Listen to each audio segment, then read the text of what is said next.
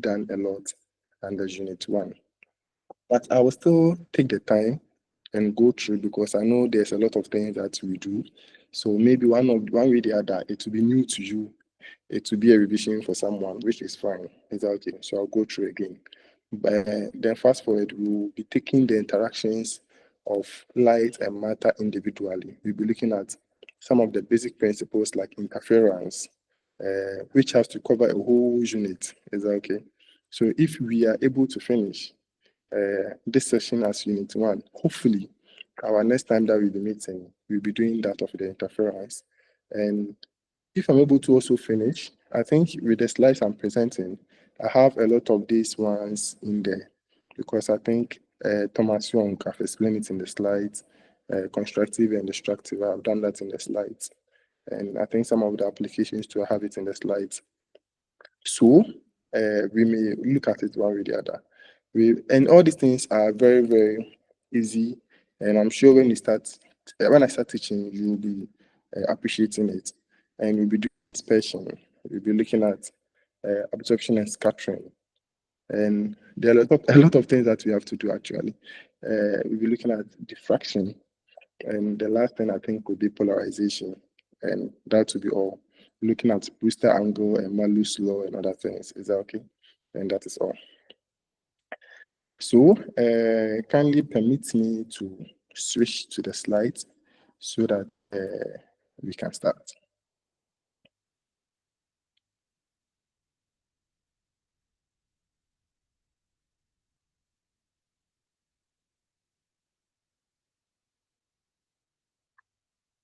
Yes, Abraham.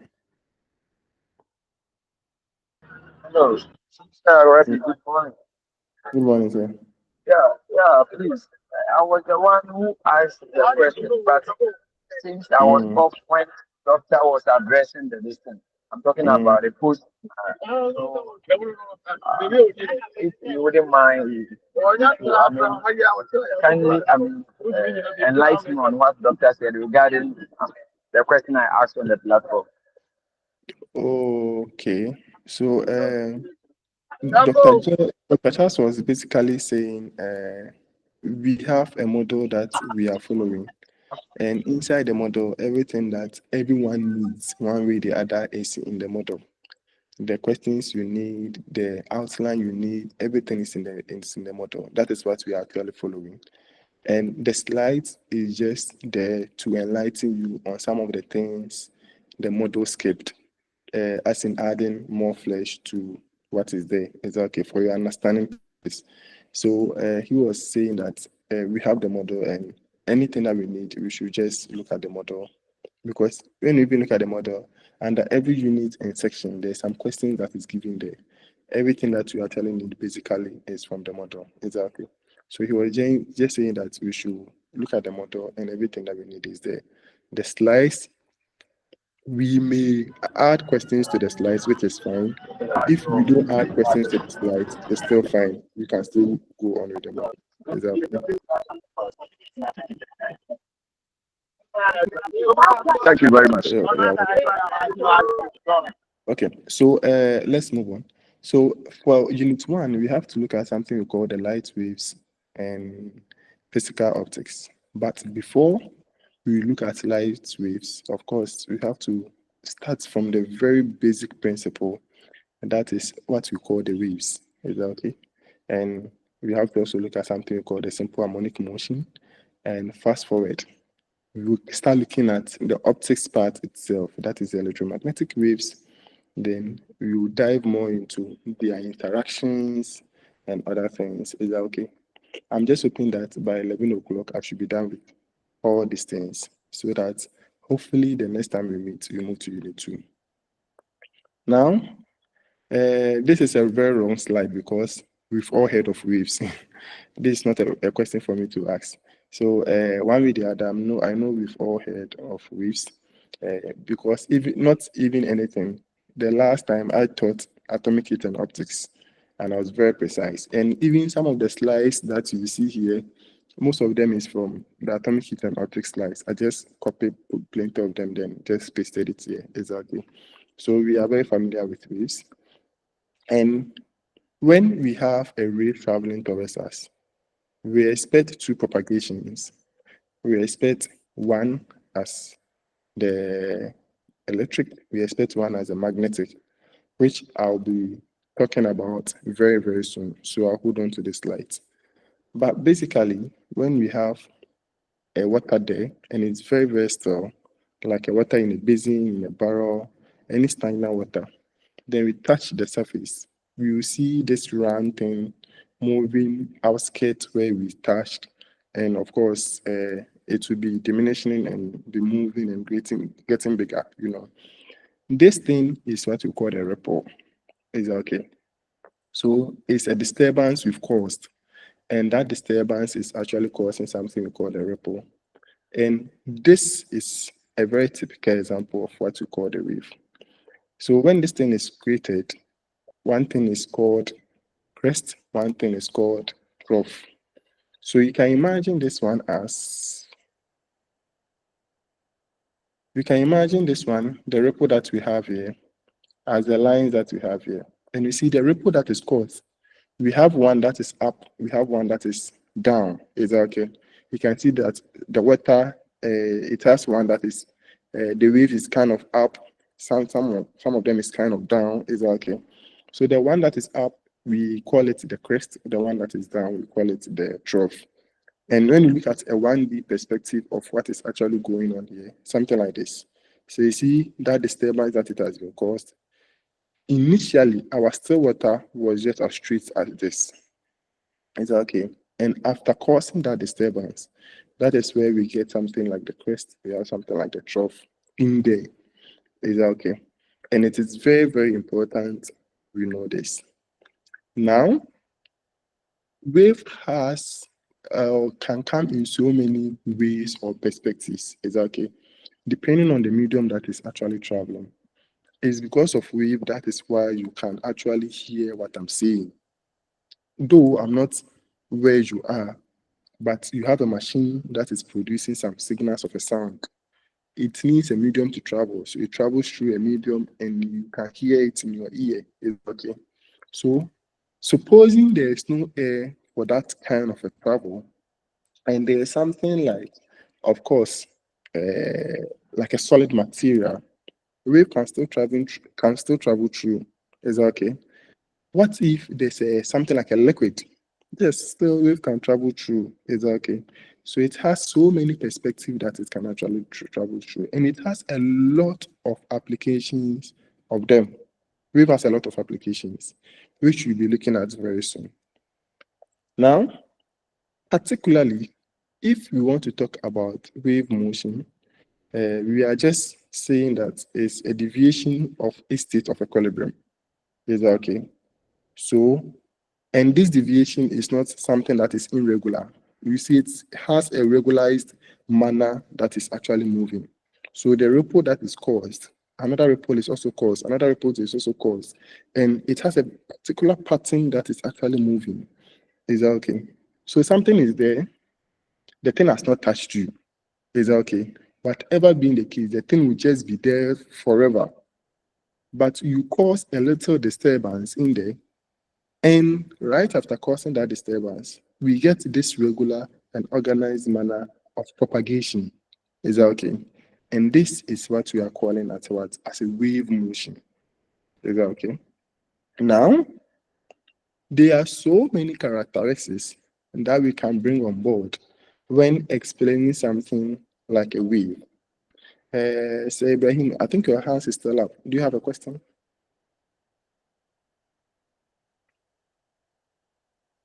No, please, no, please. Maybe the old Hold hand. on, that's right.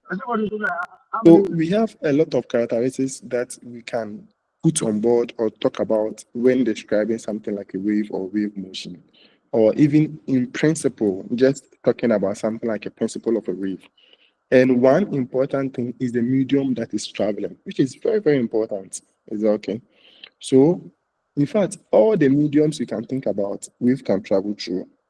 A solid wave can travel through. A liquid wave can travel through. A gas wave can travel through. Even if there's no medium, there's no particle, there's no gas, and we have a vacuum, interestingly, wave can still travel through. Is that okay? So the medium in which it travel through is very, very important. And of course, we have to also know that there's a form of energy transfer from one point to the other. When wave is propagating, the particle itself doesn't necessarily move, is that okay? But it's transfer an energy. So energy is being moved from one end to the other, but the particle itself doesn't move, which explains the third point, no net particle movement, is that okay? Which is also very important.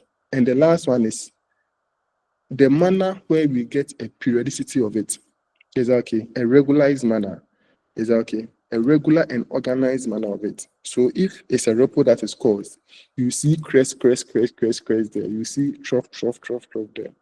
That pattern that is caused, that is called a wave. Is that okay?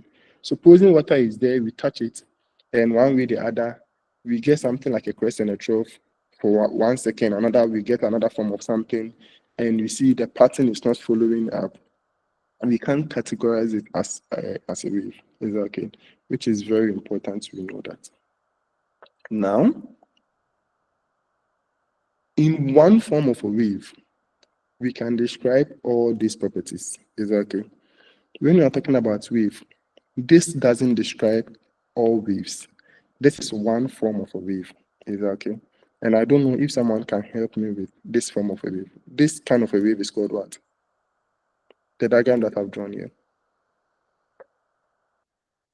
Can someone? That's a transverse wave. Transverse. Okay, transverse waves. Perfect. Is that okay? So we can categorize all these waves into some important properties. We can talk about wavelength, we can talk about frequency, we can talk about amplitude, we can talk about speed. Is that okay? As I said earlier, these things are just recap. Is that okay? We've done it before, atomic heat and optics. So these things are just recap. So, and if you remember, we said that anytime we travel a full cycle, we can get something like a wavelength. Or if we travel a crest and a crest, it's still under wavelength. We travel a trough and a trough, it's still under wavelength. Is that okay? And this is how we've demonstrated it here. So from a crest to a crest can be defined as a wavelength. A trough to a trough can also be defined as a wavelength. A full cycle can be defined as a wavelength. Is that okay? And let me show you how a full cycle works. When you start from here, it goes and ends here on the line again, the zero line, on the time. This is a half cycle. We travel another half cycle, we get a full cycle. Is that okay? Supposing I start from here, and interestingly, I don't end at the half, I end in between the half. It means I've covered a quarter cycle. Is that okay? So a quarter cycle, a quarter cycle, a quarter cycle, a quarter cycle will create a what? A full cycle. Now let's look at something here. For a wavelength, you say it's starting from a crest to a crest. I want to know if I start from this end where the wave is, and I end here, have I covered a half cycle or a quarter cycle? Question for the class.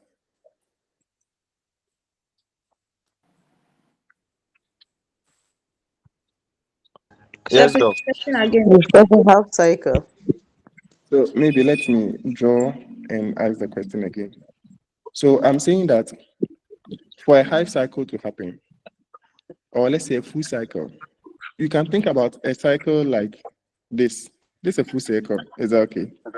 Now, if we are talking about waves here, if a travel starts from here and ends here, this is a half. Is that okay? It's the same point. It goes come this way. This is another half. The two of them is what we call a full one. Is that okay? A very full cycle of it. Now, I'm asking the class, if I start from here, where the wavelength is positioned, at this point of a crest, and I end here, have I covered a half, a full, or a quarter? A half. Please, a quarter. A quarter, perfect. Yes, Is that a okay? quarter. So How? a quarter cycle, no, this So is going please, to be, it's going to be a quarter because look, from here to 2. So 1 to 2 is half. And now Okay. we've divided it into 2, exactly. So now we are starting from 1 is now here and up to the 2 here. So a quarter of it. Is that okay? Okay. Now we have a quarter.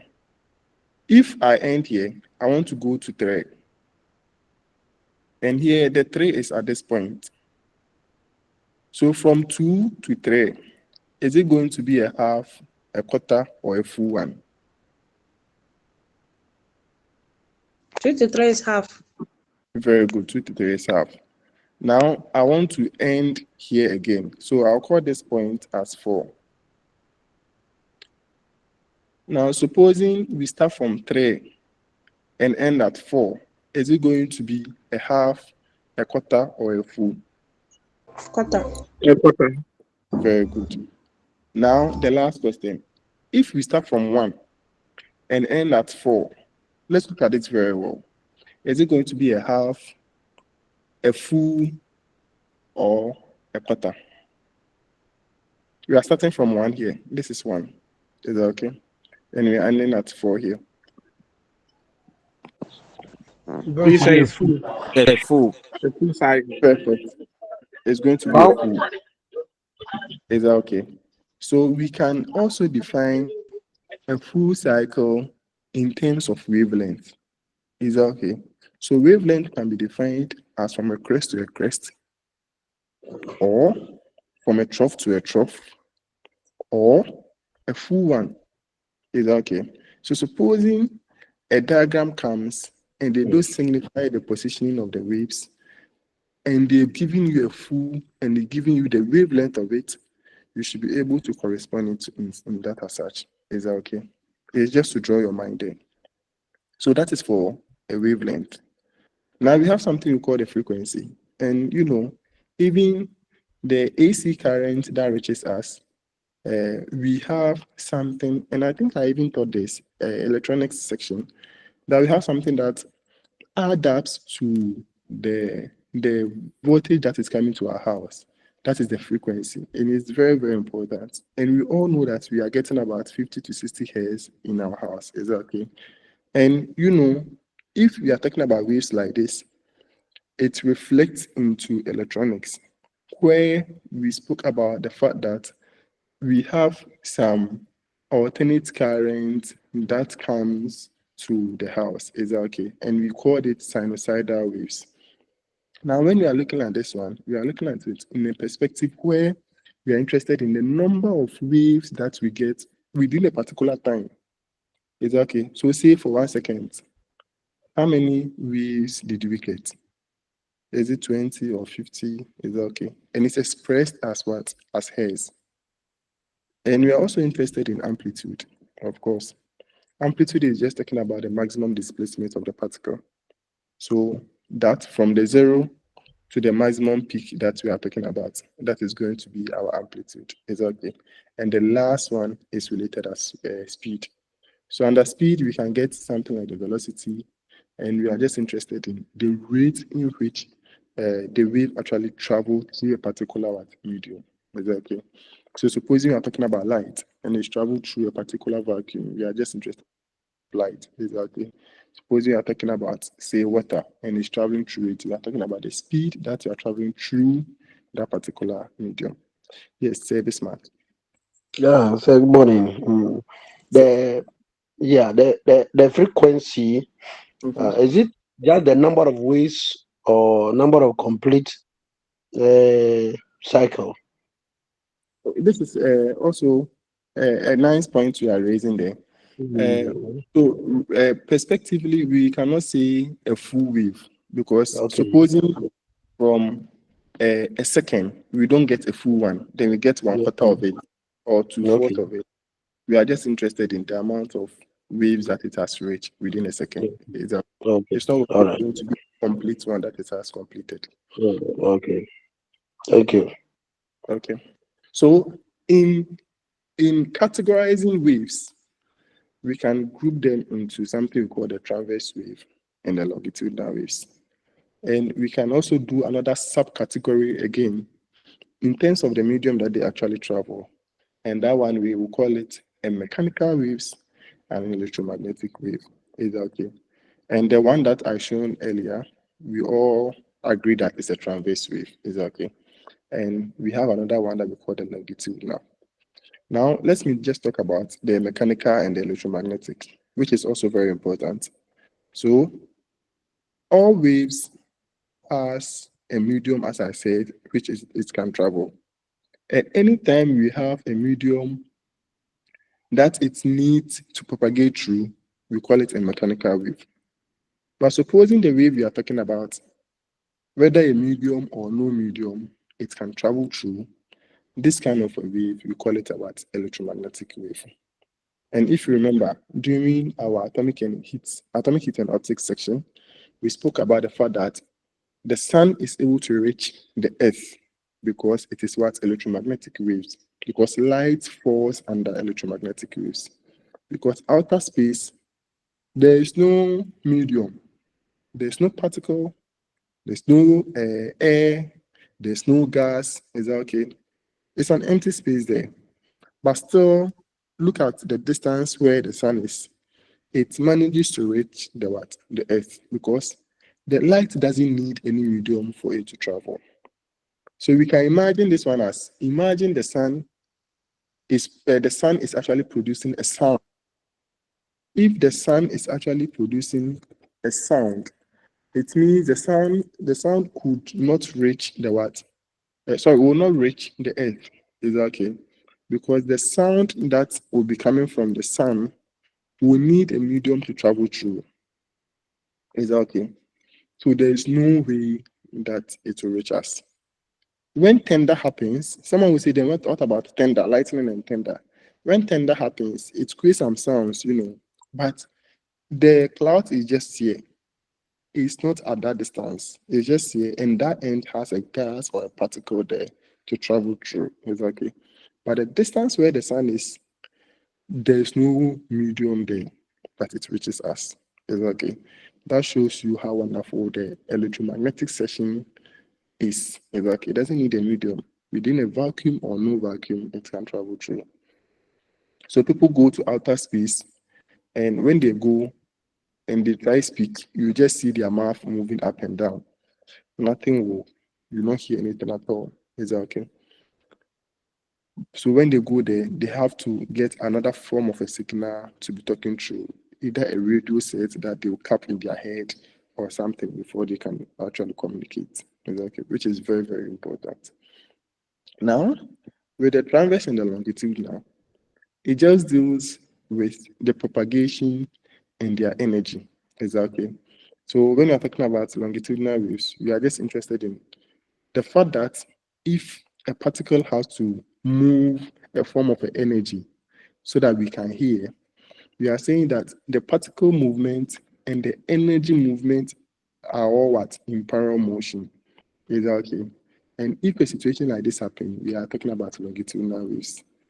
The other way around, if we have the particle movement is perpendicular to the motion of the energy, we will say it's what? It is a transverse wave. Is that okay? And throughout our conversation under physical optics, the most important thing that we will be interested at is the transverse wave. We will not be looking at electromagnetic. Is that okay? So now let's dive more. So these are just some illustrations of how the transverse actually works. So you can see that here we have the transverse wave that is parallel to the particle, the energy being parallel to the particle. Here we have either the energy is moving this way and the particle is moving, or the particle is moving this way and the energy is moving. They are going to be perpendicular. Exactly. And a very typical example of the longitudinal is you, as you are there, you can hear something from my voice. You can hear my voice from the device you are listening. And hearing that voice is through what we call the longitudinal waves. And you able to see the slides I am presenting is under what we call the transverse waves, which is very, very important. Can I proceed? You can give me a thumbs up if we are. Okay, yeah, this is a maybe. Yeah. So in fact, the longitudinal waves actually has to do with the sound and it sounds. Oh, Very good. okay. Mm-hmm. Any other typical example of a longitudinal wave? Longitudinal waves has a lot of examples. I think I showed it here. So we have the water waves, we have the seismic wave, Seismic waves. we have the earthquake. Anything that deals with a medium that it travel through is under the mechanical. Is that okay? Okay. As far as it's either using a solid to travel through, a water to travel through, a gas to travel This through. thing about the seismic. Come again. Hello, sir. Come again. Hello. For us. Rabbit, please continue, Yeah. sir. Oh, Hello, sir. yeah, your network. Yes, I was asking a question. Yes, that we have the seismic P waves and seismic S wave. And I don't know whether they all fall under longitudinal waves. Yes, you see that whether they are the P, the love wave, the relay waves, like all of them that you think, as far as they are traveling through a medium like a solid, you know, something like a solid material travel through, like Earth is okay. They all fall under the mechanical waves because at the end of the day, they are traveling through a particular medium. As far as the thing is, it needs a medium to travel. So if it's a medium, it travels through. It's a mechanical. Okay. So let's go on. So yes, so there are a lot of applications under these waves. A lot of them that we can actually think about a lot. I think our survival is dependent on these waves. So I just brought something here so that we can read. I brought something here too so that we can read. They are all part of what we actually did at the atomic heat and optics lesson. Is that okay? And if I'm able to finish the unit 1 very early, maybe we will even end class earlier if I'm able to finish. I'm just I can finish. So other applications, you can use your remote because of these waves. We can do imaging because of this wave. We can do holography because of these waves. And most of the examples here is pure scientific applications of these waves. Spectroscopy. We'll be looking at spectroscopy very, very soon. We'll be looking at interferometry very, very soon. Even optical computing nowadays, we need this. Is that okay? So we'll be looking at all these things. But very common applications that we can think about is using our phone, using a remote, going to the hospital so that they check your temperature, all this falls under the wave. And as we are even right now here, there's a satellite that looks after on us, and they are all dependent on these waves, exactly, because it's also taking signals from the Earth. So every now and then we have some signals that is orbiting around the Earth, taking images, taking informations and other things, exactly. They are all very, very, very dependent on these waves. Now let's go to the simple harmonic motion. One way or the other. Yes, Bismarck. Oh, sir, it was an old hand, say. That's fine. Let's go to simple harmonic motion. One way or the other, we've looked at this again. And if you remember, we were talking about the fact that, Bismarck, I think your hand is still up. Or it's still an old hand. Okay. So one way or the other, we are just interested in the fact that we have something that is at an equilibrium. We still change the positioning. And this time around, in changing the position, we have a motion through that equilibrium. Exactly.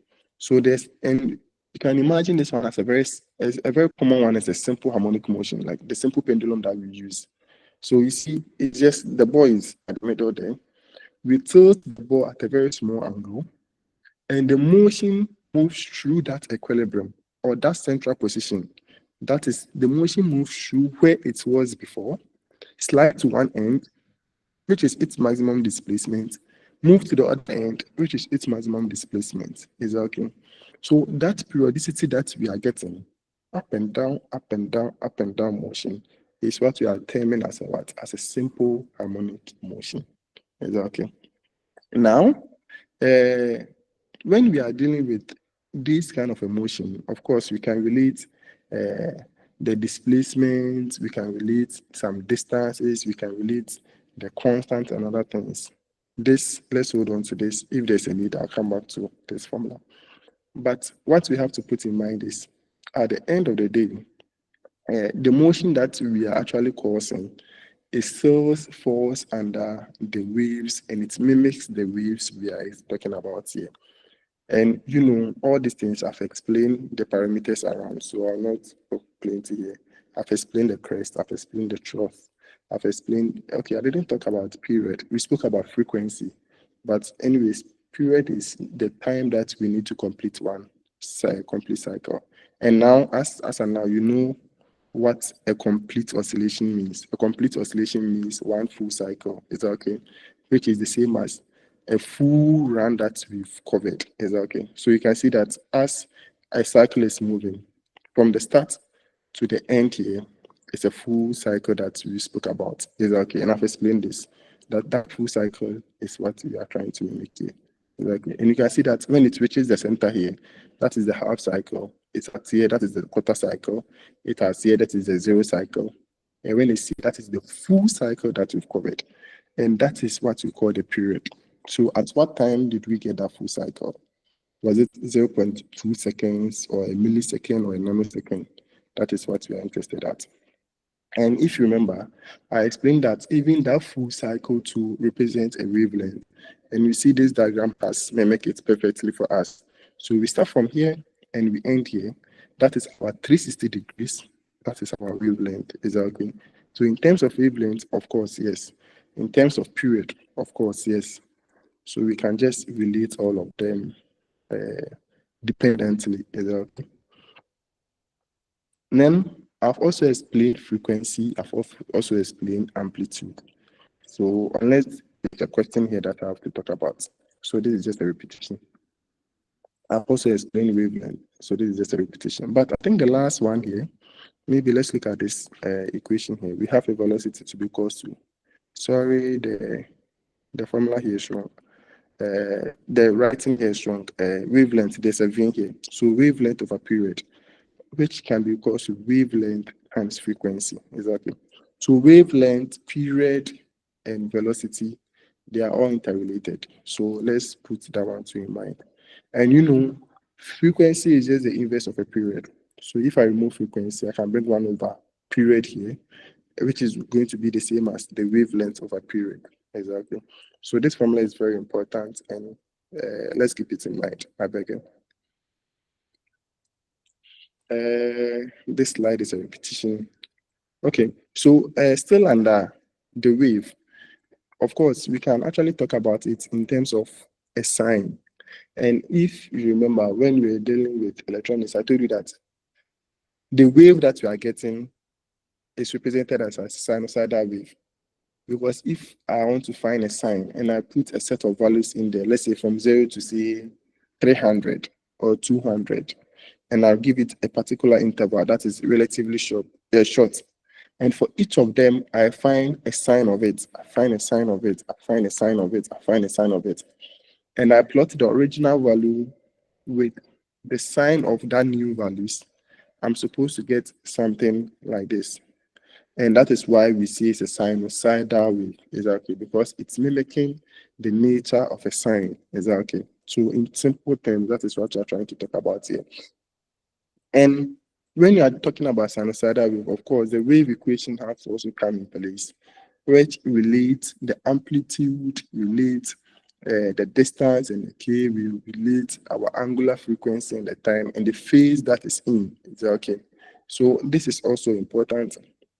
And you know, when you are talking about the wave equation, we can relate it into other forms of a parameter, because I know this is, you are very familiar with it, but let me just go through. Is that okay? Because we know that k can be represented as 2 pi over lambda, we know that our angular frequency here can be represented as our 2 pi over period. Is okay. So we can actually remove this one and bring in the 2 pi lambda in here, remove our angular frequency and bring our 2 pi t in here. And as a now to, you know that when we remove the t, we can bring in velocity because they are all interrelated. I told you that velocity is equals to the wavelength over a period, or the wavelength times frequency. Exactly. So we can just be playing around if we see a wave equation, depending on the question that it has been asked around. If questions has been asked around pertaining to frequency, you have to find a way to bring frequency in because some parameters are interrelated. Is that okay? Then we just do that. Now, we can actually find a velocity and an acceleration in this kind of a functions. And you know, when you're talking about velocity, we're interested in the derivative with respect to time of a displacement. Is that okay? That is going to give us a velocity. And if we want to find acceleration, we have to find the derivative of a velocity with respect to time. Is that okay? And when you do that for this displacement, the y, we're supposed to get our v to be the v max. That is going to be our amplitude here this time around, and the sign of our angular frequency multiplying the time. Exactly. Which we know that we can relate to the angular frequency with 2 pi over a period. Exactly. So this is just an add up. Now, there's this thing that we also looked at, that is the phases. So phases is basically telling us the specific point of a particular cycle. Is that okay? So you see, when we have a cycle like this, let me write this. Anyways, the way no one is talking and I'm only one talking, are we understanding? Maybe you can give me a thumbs up so that I continue. Am I confusing you or we are understanding? Should I go on? Oh yes, please you can go on. I was about to answer about the phase angle, and you are coming, so continue. Yes. Okay, that's fine. So supposing we have, sorry about my handwriting, we have one wave like this. The phase here is just describing the point of the cycle that we are in actually. And when you look at this, we can actually get another waveform that is on this. Better still, we can get another wave that is having a positioning like this. Exactly. So something like this, we will see they are not in phase. Exactly. It's the same waveform. They have the same wavelength. They have the same frequency.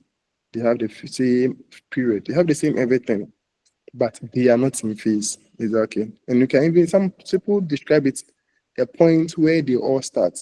You see here, look at the time this is starting, look at the time this is starting. They are starting differently.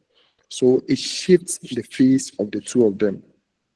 And when we are talking about the phase differences, we want to know the difference in these two phases. That is the phase one and the phase two.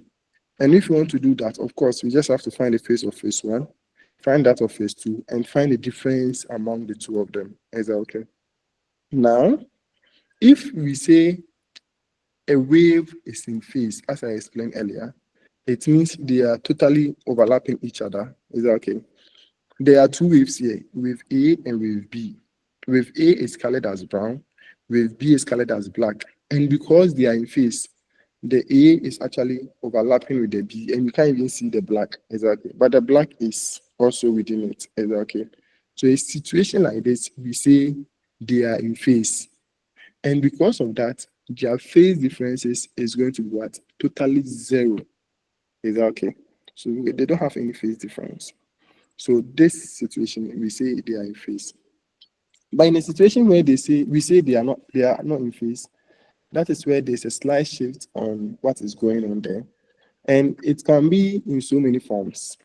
It can be, let's say, 45 degrees out of phase, 90 out of phase, Yes, Sir Francis. All right. I want to know if you are going to share the slide. Oh yeah, I'll share the slides. Okay, thank you so much. Continue. Is that okay? So here, I think Yeah. I've done it. This is not pressure. Yes, yes, sir. You are about saying Please something. continue. Okay.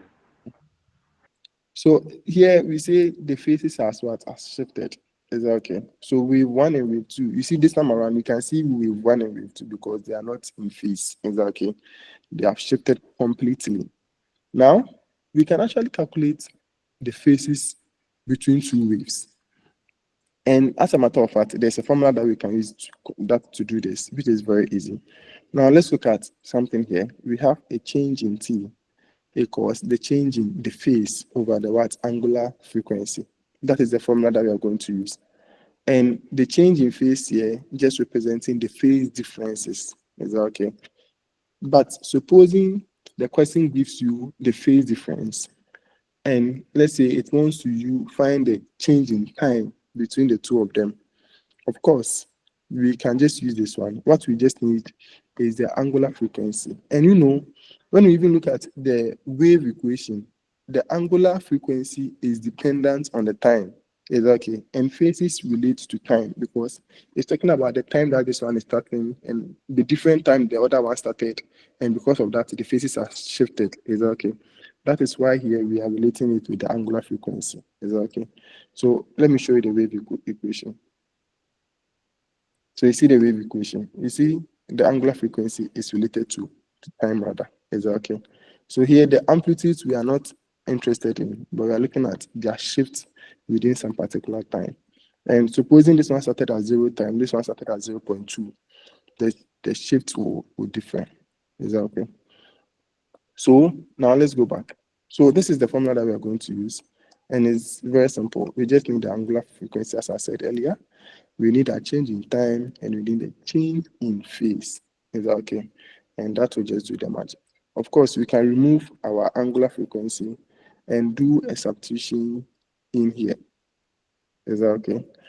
Then, of course, we can get a new formula as the change in phase multiplying the period over 2 pi.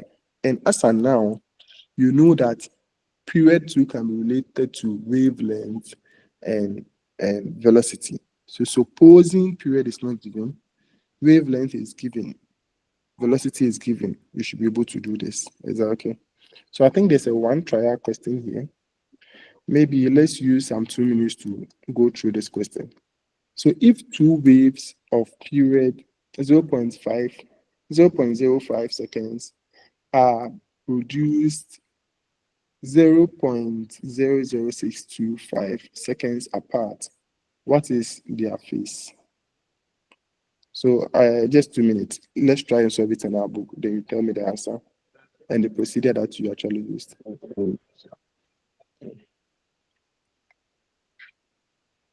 So please, I'm waiting.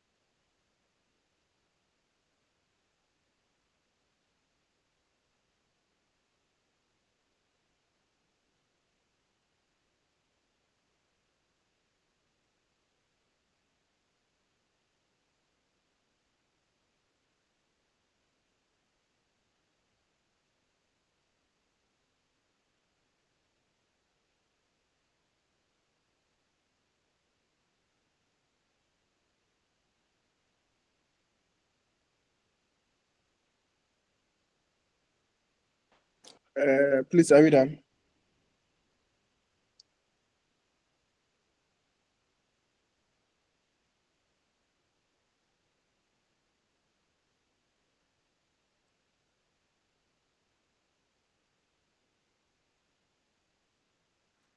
Hello, class. Are we done or we are still on it?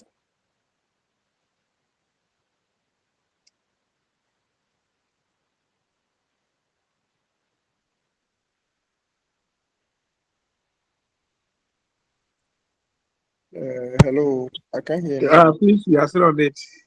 Oh, okay. So two more minutes. Let's hurry up, Abek.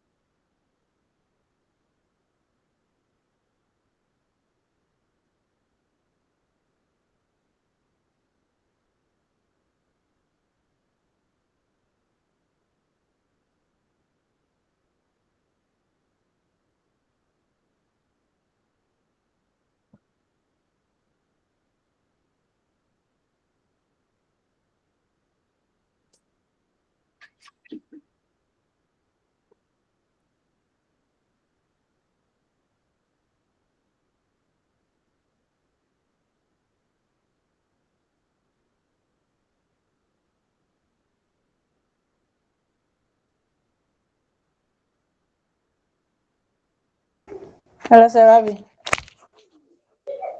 Sarabi. Yes, madam. I Yes, have madam. 6.96 times 10 raised upon negative 3. Okay, 6.96 times 10 to the power negative 3. Madam, I beg again, can you briefly take me through how you did it? Briefly. So the difference, changing t, which is 0.05 minus 0.00625 divided by 2 pi. That is what I did. Divided by 2 pi. Yes. Okay. So let's look at this one. This is the formula we're supposed to use. Okay. The question you've been asked to find for this, the change in phase. Yeah. Okay. So the first thing that we have to do is to make the change in phase the subject. Is that okay? Okay. So the change in phase, we make it the subject. Then when you do that, you're going to get change in t multiplying pi divide. Did you do it that way? No. So let's go through it again, briefly.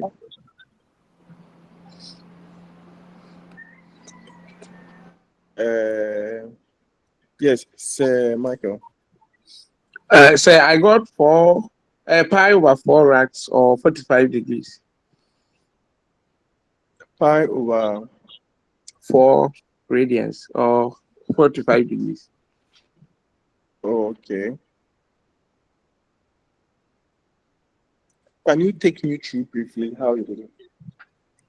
Okay, as you just said, we wanted a phase difference. And that one, it will get 2 pi times change in t over the period, which is the capital T. And then the change in t here is the 0.0065 seconds. Okay, that's our period. Yeah, that is the change in t, the time. The period is 0.05. Yes, the period is 0.05. So the period is 0.05 seconds. So 2 pi times change in t over the period will give you okay 0.25 pi, and then at the end of the day, if you continue, you get 4 pi over 4 or 45 degrees in the normal English. Okay. Okay, sir. Yes, sir. Please come on board. I got 0.79. Okay. 0.79. So, Yes. can you take me through briefly how you did it? Because we are making change the change you see the subject. So it's going to be change in t times 2 pi over the period. No, I'm a little bit confused. No, it's phase difference you are looking for. So we have Yes, to phase make difference. Yes, so when you make phase difference the subject, you are going to get 2 pi times change in t over the period. Okay, perfect. Yes, so when you input the value, you get 2 pi times 0.00625 over 0.05. Okay. Mhm. And after doing that, I think your answer is getting a little bit different from what I have here.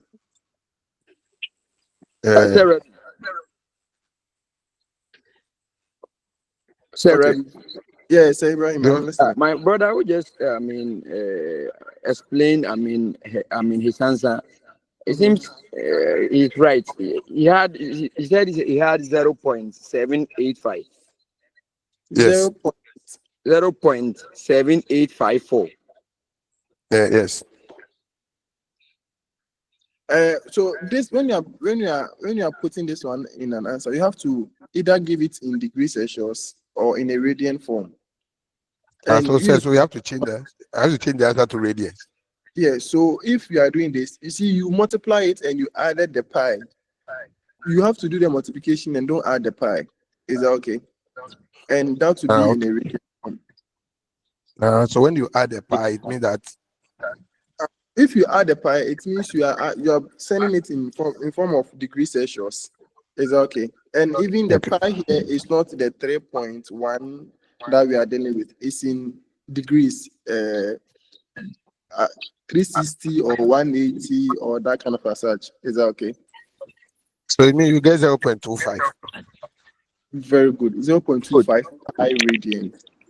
So if you are not adding, if you are not multiplying the power, then it means we are getting 0.00625 times 2 all over 0.05. Yes, 2 times it. Sarabi. So you get I'm 0.25. very confused. The answers I'm getting. Sarabi. Okay. Yeah. Yes, madam. Please, I'm here. Sarabi, please, I'm begging you. Can you take out the formula 2/10 so that we know how it is? Oh, okay. I'll do that. Take out 2. Madam Bemil, this is Ibrahim Zekari. Okay. So I think I should have solved this thing here, but anyways, let me just do that. So if you want to find the phase, you have to make the change in the subject. Then when you finish, we have to we are getting the change in t, of course. Then yes, Kevin. But the final answer that you're saying, if you are supposed to leave it in rad, we can we just do it just like how we did? Because from what you mentioned it pi rad. Do you get it? So if you are just making it rad, can you multiply the pi by it and make it 0.7 something rad? Of course. Okay.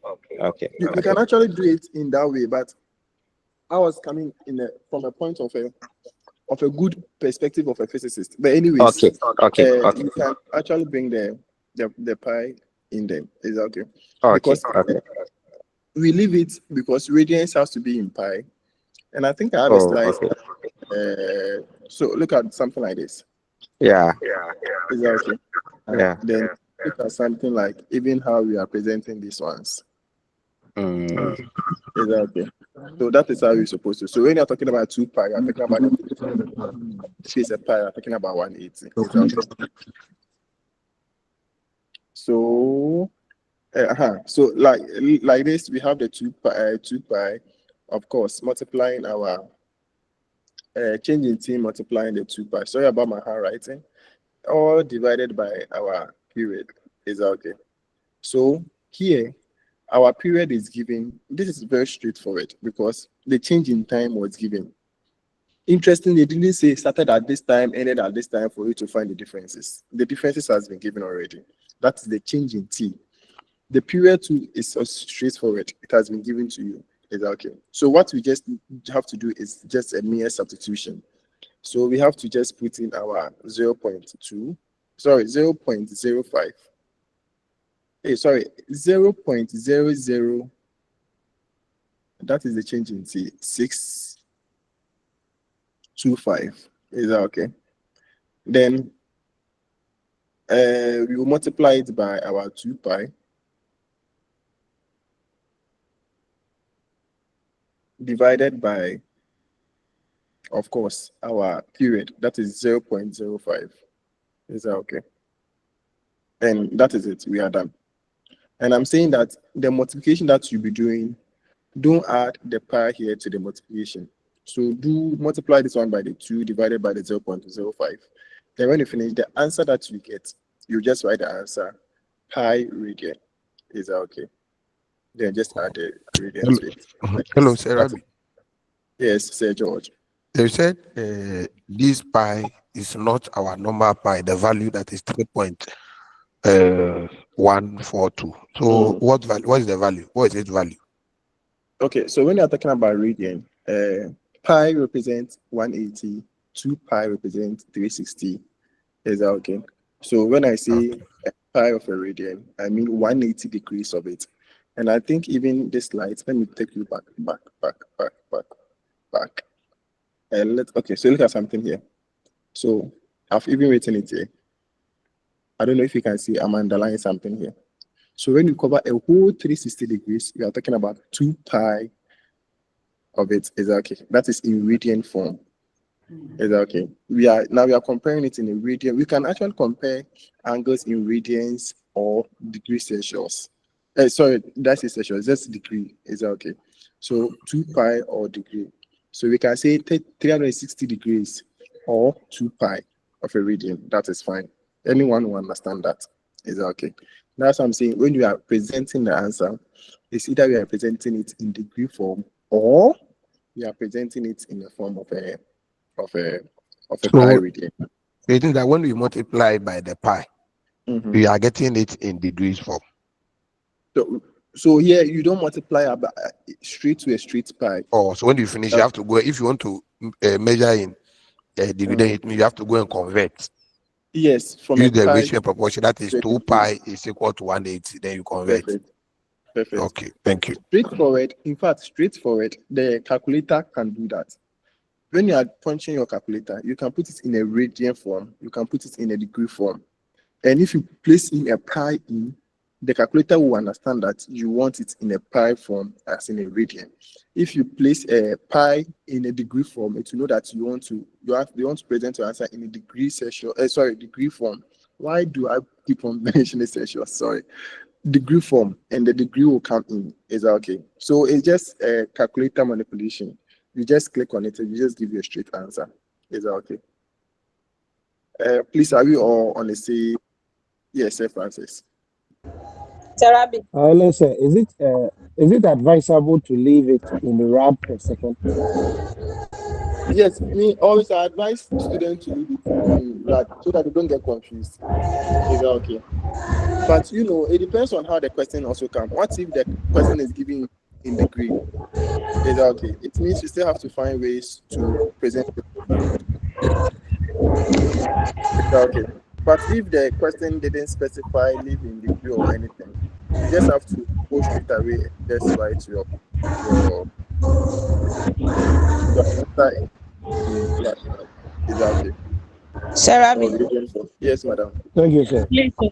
I've calculated it, and then I have 1, 2, 5 times 10 raised upon -3. So we want you to write the answer. If you are supposed to be in radians, it should be this. If it's supposed to be in degrees, so that you know exactly what we are supposed to do. Okay. So I should go straight forward and write the answer. Since I've not calculated, so you unless you the answer. I had 1, 2, 5 times 10 raised upon -3, excluding the 2 pi. No, so add the 2 to it, and don't add the pi to it. Just add without the pi. Okay, so I should multiply it by 2, but without the pi. Yes. Okay. And I think when you do that, you should be getting about 0.25. The Michael gave me the answer earlier, so that one is So not the the answer would be 250 times 10 raised upon negative 3. So, madam, it's 0.25 pi. 0.25. Mm-hmm. Yeah, 0. So 0.25. Mm-hmm. So this is the answer. And I'm saying that in radians to degree conversion, a Mm-hmm. pi means 180 degrees. Okay. 2 pi means 360 degrees. Is that okay? Okay. So if you want to change this one to degrees, this pi here is not the 3.14 that you know. It is in degree form. Is that okay? Like how I showed you earlier, 2 pi is equal to 360. So it means pi is equal to what? 180. So here, if you want to leave it in degree form, it means you have to remove this one and bring 180 degree there, multiply it by the 0.25, and you get something like, I think, 45 degrees. Is that okay? Then you So won't bring the radar again. Yes. no, when you do it in degree, no radii. Is that okay? No radian, sorry. You just do it degree form. So it's either you present the answer in this form or you present the answer in this form. Either of them is correct. And I'm saying that the calculator has its own manipulation that you can do. If the calculator is set into degree and even put in a pi in there, the calculator knows that it has to do the calculation in degree. And if it's in a radian form, the calculator knows how to present the answer. Is that okay? Yes, Sir Francis. Sir Francis, your hand is up.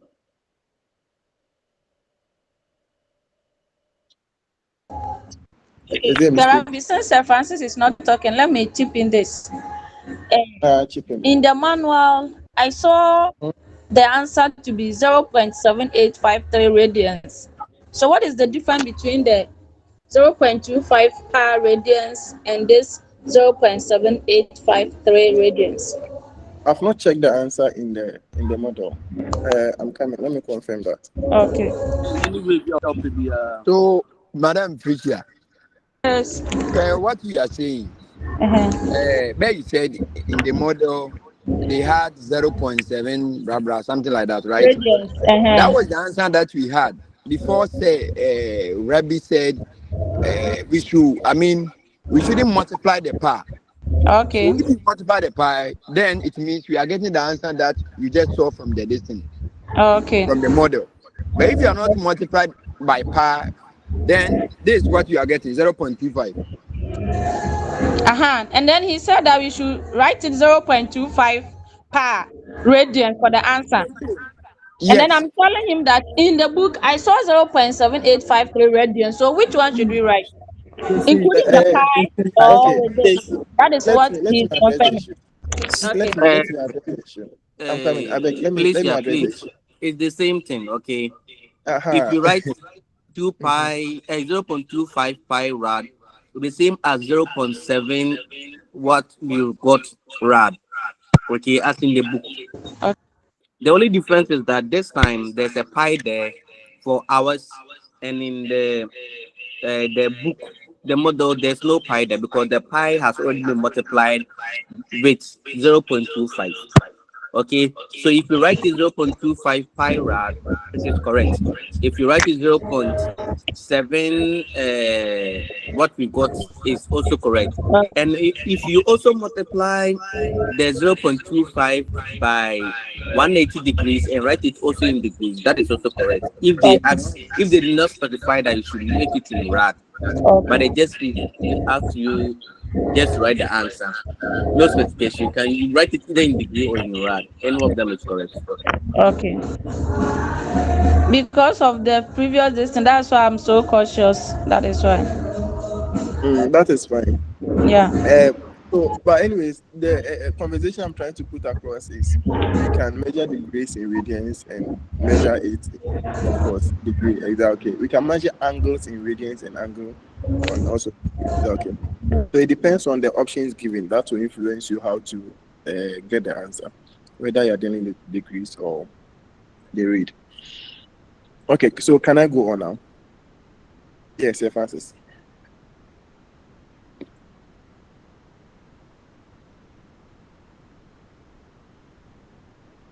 Hello, Sir Francis. Servant, unmute yourself before we can hear what you want to say. Or it's a mistake. Okay. So let me go on. So now let's put wave aside and let's bring the most important conversation on board. That is electromagnetic spectrum. Is that okay? And in fact, this is not anything that is new. The two of us, or as many as we are on the online right now, we've done this. Is that okay? So it's still going to be a recap, but I'll still take my time and go through for the sake of we forgetting and the plenty things that we have to do. Is that okay? So, as we said earlier, electromagnetic radiation doesn't actually need a medium to travel through. In a vacuum, it is fine. If there's gas, it's still fine. It can travel through. So that is how electromagnetic waves actually behaves. And the most two important properties that actually happens in electromagnetic radiation is from their name. That is electric and the magnetic field. So you can see electro in there. You can see magnetic in there. So it's from these two. And it vibrates perpendicular to each other.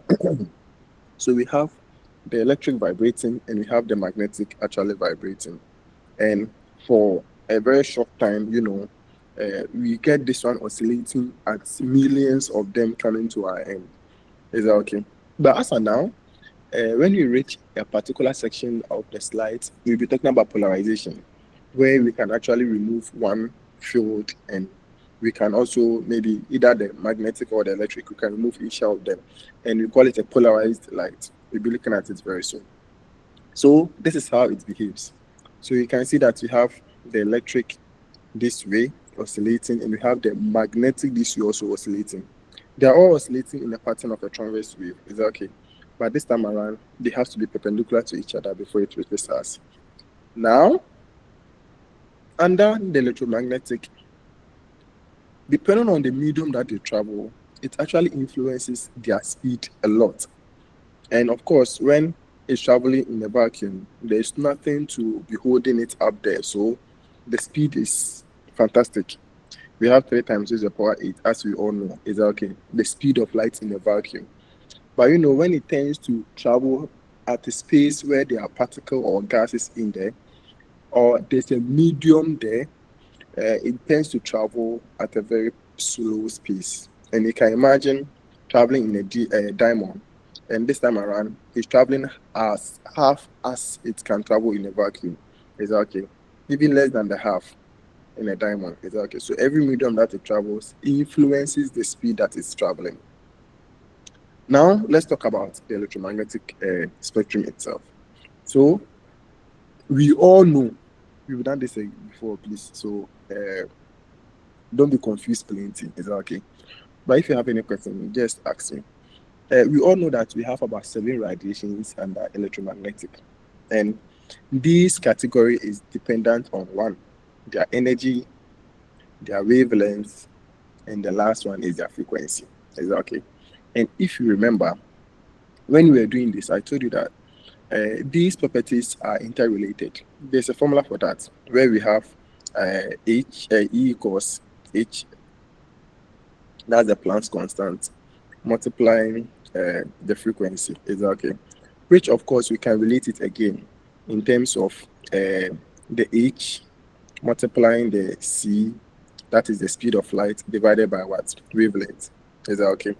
So when you look at this formula alone, it tells you that anytime we have energy, and of course energy is increasing, we tend to get the frequency increasing too, because frequency is directly proportional to energy. Is that okay? And if we have energy and wavelength, because they are inversely proportional, you will get energy increase and the wavelength to be decreasing, or the wavelength increases and energy reduces. Is that okay? The same way as the frequency too may behave with terms of wavelength. So we can get wavelength increase and the frequency proportionally and inversely proportionally decreasing. Is that okay? So if one increase, one has to reduce because of their inverse of proportionality. So if that is the case, it means that if I have a gamma ray which has a very strong energy, it means their wavelength is supposed to be super small. Is that okay? And if I have a radio wave that has the least of the energies, it means their wavelength is supposed to be super high. And interestingly, when we are talking about wavelength and electromagnetic spectrum, we don't relate it in terms of high wavelength or low wavelength. We see longer wavelength and shorter wavelength. Is that okay? So any place that you're supposed to get high wavelength, in terms of our description here, we are going to say a longer wavelength. And even the wave that it has been drawn here shows, you see, a longer wavelength. It means high wavelength. And because gamma has high energy, we expect the wavelength to be very, very small. Is that okay? And because of that, the wavelength to be shorter wavelength. So if you hear me say shorter wavelength, I mean a very small energy wavelength, but high energy. You hear me say a longer wavelength, I mean high wavelength, which is inversely proportional to energy, so high energy. Is that okay? Sorry, low energy. Is that okay? So let's put this in mind. Are we okay, or am I confusing you? Do you understand so far? Yeah, okay. Yes, yes. So now let's go on. So under this spectrum, you have something called the wave radio. We have something called the micro, which I'll be looking at them briefly. I'll go through them briefly. And the infrared, the visible, the ultraviolet, the X-rays, and the gamma rays. Now, you are able to take phone and call, or supposing you have a wireless headset, you can listen. Now we have watches that can connect to our phone, and the same phone can connect to our laptop, and all this kind of research. We can transfer documents. First, we didn't have any social media to be transferring document on. You will see someone say, "Oh, Charlie, Bluetooth it for me." You have to stand within a particular radar, like close to the person. Then you share documents. Even first applications we used to share through Bluetooth. Is that okay? You don't download at Play Store. Someone has the person who Bluetooth it for you, then you also install and you use it. Is that okay? And these were all because of what? Something we call the what? The radio waves. And recently, something happened in Ghana, and the military broadcasted that a helicopter is outside their radar, or it has moved outside their radar. And this is this kind of radar that you are talking about. Is that okay? So every station has a particular range it can measure.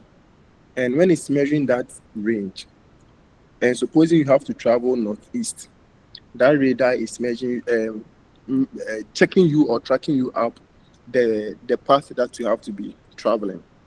If you skip off the path, it will know. Is that okay? Because of the signal it can measure up to. Even the radios that we're listening to, the FMs and other all. If there's a FM station in Kumasi at a particular place, when you move outskirts that place, it will not be able to. You'll not be able to listen to that radio. Is that okay? You move, and you enter another region. You have to get another station to listen to again. That is how it works. So when I'm here, I'm not expecting to get a station at Togo or Burkina or anything to listen. I'm not within their radar. Is that okay? I'll get the one within mine to listen to, unless they interconnect, and one way or the other, there's a tower to connect them, and I can listen. Other than that, it's always going to be within that same radar that you'll be listening at. The same way we have something like the microwaves. That one too, in terms of their energy, is very, very low. And in terms of their wavelength, is very, very long. Is that okay? So we have a longer wavelength, but a very low energy. The same as the radio waves. A lot of applications under them. Is that okay? We have something we call the infrared, which you can use in the remote. So you want to change the station, you press something, it changes. And sometimes when you even peep through, you can see some red light at the LED end. Is that okay? And I told you the last time, yes, Bismarck. Yes. So sir, if you look at the radio waves, Mm-hmm.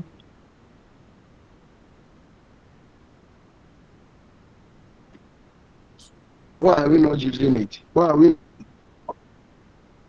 compared to the AM?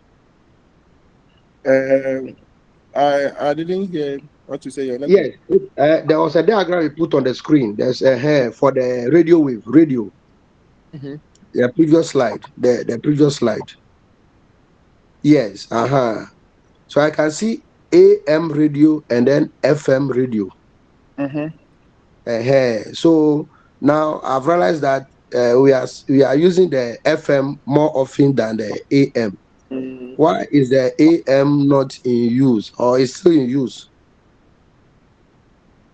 uh, so how should I explain this one? So the Mm, FM, the AM is mm-hmm, we have something called the encoding information. The mm-hmm, FM is just something like a frequency modulator, and the mm-hmm, AM something called the amplitude modulator. So mm-hmm, when you are dealing with FM, we just want to use frequency in terms of signal. Is that okay? And when we're talking about AM, we want to use amplitude in terms of signal. Is that okay? mm-hmm. You can choose to use AM, which will work very fine. They all have the advantages and disadvantages. We can use the Mm-hmm. FM doing that, but it's our region that we have choose to use the FM, which is very okay. Okay. Oh, okay. All right. It's just Okay. form of the modulation form that we are using. Is okay. We are just using the frequency to do that kind of a modulation, and Okay. of course, we can use the amplitude to do that kind of a modulation. Okay. All So right. it's very Thank you. Okay. now. You go to the hospital, then there's a thermometer gun on your forehead, and that one measures your temperature. And if you remember, I told you the last time that there's a relation between temperature and, of course, these electromagnetic radiations. So if I have a radiation in the infrared, I can actually put in the wavelength and other parameters to find temperature. Is that okay? Using the wavelengths and the release formula and other things. Is that okay? So they've used that formula during the COVID time to give us a wonderful thermometer. First, when you go to the hospital, it has to be a contact thermometer. They put it in your armpit. For some time, you hear a pepper sound, you remove, you say, okay, you are 30 something degrees. It means you are fine, you are not fine. But this time around, someone can actually own it. Without any body contact or any physical touch, we can measure your temperature, which is very fantastic. Now, let's go on to our own. That is the visible, the one your eye can see, the one my eye can see. All the radiations, none of them will you see. And I even made an example that in my lab here, the last time we had one light source come in here for us to take measurement of for her. And I on it and nothing was coming. So I actually asked my senior colleague, as at that time, it's a old story. I like what is going on, whether it's spot or not. And he told me that it is on, but my eye cannot see because of the range of the radiation. It was within the infrared. And you, as you are sitting there, you are emitting infrared radiation, but you will not see. It's okay. We need sensors to measure that. We need infrared thermometer or any kind of a sensor, thermal or any spectrometer that can measure infrared to measure that kind of radiation from you. Is that okay? The only thing your eye will perceive is the visible. Your eye is able to see red, green, yellow. Combined with them, white. That is what your eye can see. Other than that, it cannot see anything. Is that okay? So that is it for the visible. And of course, when we're supposed to disintegrate them, we are going to get a whole lot of them. And this radiation too is very friendly. Is that okay? It has low energy, relatively uh, longer wavelength as compared to the other ones. Is that okay? But the energy of the visible is higher than the infrared, the micro, and the radio that we just checked. And under the visible, we can disintegrate them into violet, blue, green, yellow, orange, and red. Is that okay? And so we have these ones, and they all have their corresponding wavelength. So at least if you are going to buy LED, and you don't want to even use color and you want to be very specific, you can tell the person I want a range of 620 to 750 nanometers. The person should know you are talking about red. Is that okay? And the person should give you something like that. I don't know. In let's say in 15 minutes time, can we give ourselves a break then come back later? I don't know. Or do you want us to continue till we finish the 11? I'm getting tired already. Some of What do you us, think? when it's greater, we have to go to church. When you do what? We are going to church and come back. But I don't know. Is it possible to give ourselves a break? Okay. Not now. I'm meaning like 15 minutes time. Okay. Okay. Other officials agree, but what? So I want to teach, but in 15 minutes time, I want us to give ourselves a break. Maybe go and charge our phones. I also take a small rest. Then a break like 10 minutes or 15 minutes. Then we come back again. Okay, sir. Okay. So I'll just complete these sections. The next 3 slides. Then we'll take a 15 minutes break. Is that okay? Okay. Thank you. Yes, Bismarck. Oh, sir, please, an error. Error, please. So this session is very important, but I'll hold on to this session. Then I'll explain it later. Is that okay? So now let's look at another one that we call the UV. Is that okay? UV2 is relatively important. But now you see we are climbing to the high energy. We started from the least energy. That's the radio, we went to the micro, we went to the infrared, the visible. Now as we are going, the energy increases. Is that okay? And if energy is increasing, I said anytime energy increases, wavelength also go down. Is that okay? So as wavelength is going down, it means we are getting shorter wavelength. Is that okay? So relatively, the infrared here has higher energy than the ones that we've checked, but their wavelength is shorter than the ones that we also checked. Is that okay? Now after there, we have something called the X-rays. The applications under UV, there are a lot. Is that okay? And I've done that in the atomic heat and optics, but I still have them in the slide here, so you can just read it. Is that okay? In terms of killing bacteria. You see, now in the surgical works, they even use UV to sterilize their equipment, which is very, very important. Now, even human beings, we need UV one way or the other. Is that okay? Because we need to stimulate some of the vitamins in our body before we can get it. And that is the UV. So which is very, very important. And in terms of research, UV is doing a fantastic there. Okay, because organic compound actually is very, very sensitive in UV region. So if you use any light source within the UV to do an experiment, you get a fantastic result, which we really use it a lot. Is that okay? Now we have something we call the X-rays. That is the X-ray radiation. Something happens, you go to the hospital, the doctor is not very sure. Go and take X-ray and come. Go and take X-ray and come. You go to the airport, you have to pass through some scans, X-rays. You go to the even your airport, go and take X-rays. You have to pass through some. Even in Ghana here, some banks you have to pass through some X-ray machines before they will let you enter. Is that okay? In research, we use X-rays. We have one system as we call the X-ray fluorescence. No, X-ray, is it X-ray something spectrometer? I've forgotten the name, which is doing a very wonderful work. Is that okay? So we are using this same radiation to do studies.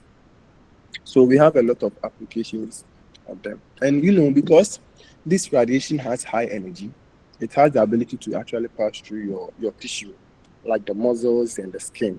Is that okay? But when it reaches a region like the skeleton, the bones is very hard. So if you have something like a soft X-ray, it can easily capture the image there for you. Is that okay? Now, the main man, the gamma rays. Gamma rays, personally, I've not had any interaction with it before. I've not done any work around it before. But in Ghana here, guys, I think they are doing wonderful works around it. It has a lot of applications again. in terms of sterilization, and now even gamma rays, some sections they are using it for diagnosis and curing of some diseases. Is okay. And because this radiation is very, very high, if you don't take it, it may cause mutations of your cells. So if you get exposed to it and not well regulated, you may get some diseases like cancer because of either killing your cells or causing a fast multiplication of the cells. And at the end of the day, it may create some tumor or some cancer or any other things that may be at risk. Exactly. So people that work with these things are very, very conscious. Exactly. And I even I told you a story about Ghanaians when they go there, get a chance to work in companies that deals with these high radiations. They give them a tag to wear. But outside there is the number of hours that you work that you are paid. So they feel the money is plenty, but they still want more money. So instead of them to be wearing their tag for protection purposes, they remove the tag, get more hours to work, but they don't do that. They are killing themselves. So at the end of the day, you getting exposed to a particular number of counts of radiations, they get more exposed to it, and at the end of the day, they get to that work in that company for some years, not even more than 5 years, and they start dying. Is that okay? So they investigated this and got to know that people tend to come and work there, and they cover the tax instead of exposing the tax. The tax has to be at a place where it's exposed to the radiation, because the tag knows that you are exposed to the radiation, so it's also exposing itself to the radiation. And getting exposed to the radiation, it measures the count of radiation that is being exposed to, and it has a threshold. So we've counted this number of radiation. It's too much for you. Go to the house, go and rest, go on vacation for 6 months. Black will not do that. Is that okay? So they want to cover it and work more. At the end of the day, killing themselves. So that is it. We end at gamma rays. Then maybe we'll take a 15 minutes break. If we all agree, then we come back exactly 9:20. Exactly 9:20. I'll be starting. Please, do we all agree? Yes, Yes, please. please. Yes, Sir Rabi, I agree. Sir Rabi, Yes, madam. please, I want to draw your attention on one thing. Mm, Please, the questions that you would like us to solve during the lectures, we want you to take it from the manual, because they've been taking the questions straight from the manual, and then after relying on the slide, we could see that at the end of that, we found one thing during an exams. So I'm pleading with you that most of the questions that you bring, take it from the manual, so that we try solving the questions in the manual, and it will help us a lot. We are begging. That's my plea. sure, madam. I'll do that. Okay, sir. Thank you.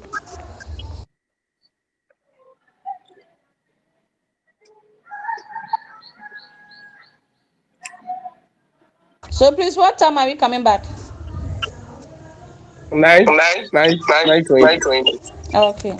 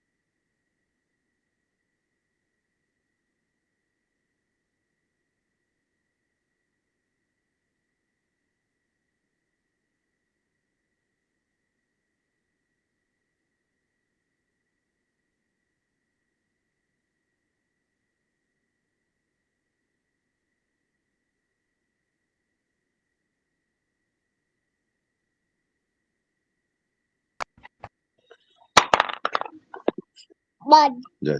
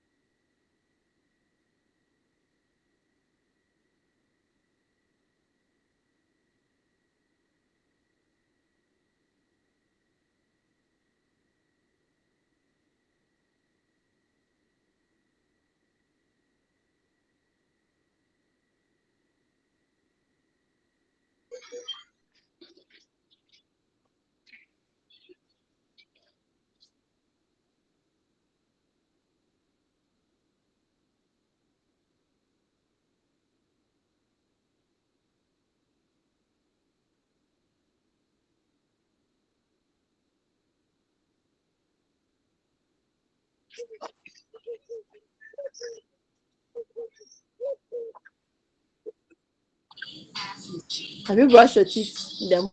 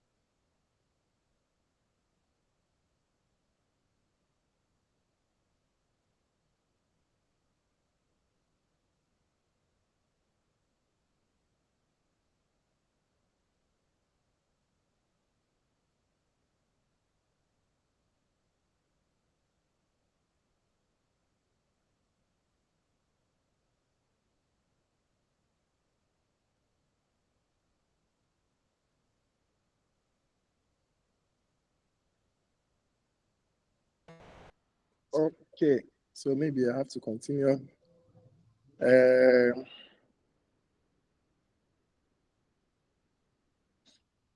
Disadvantages of taking breaks. The mobility again becomes another problem, bringing everyone on board.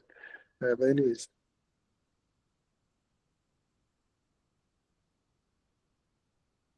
so let's go on.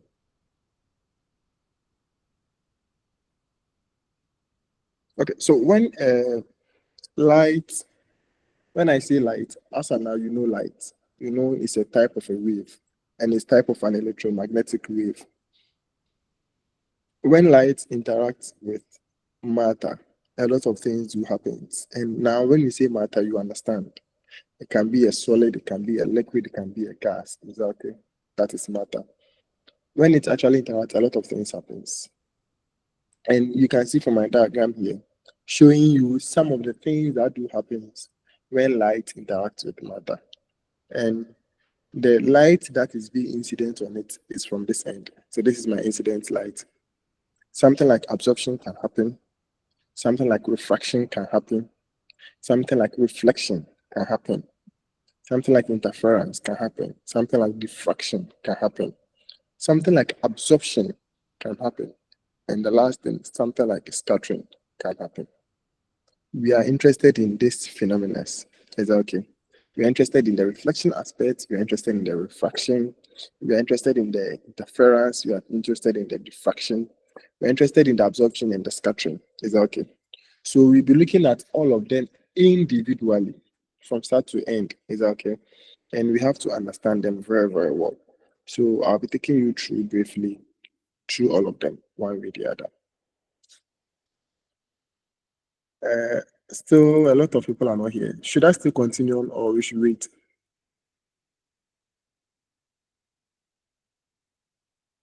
Those who are online so far, should I continue? Yes, sir. Say they will join. We told them it's 9:20, so I think they join. Hello, can you hear me? Yes, sir. We can hear you, sir.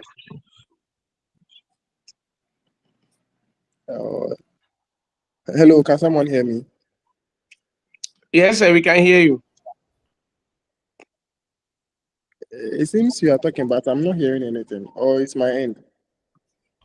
Then you should end. Can you hear me? Yes, sir.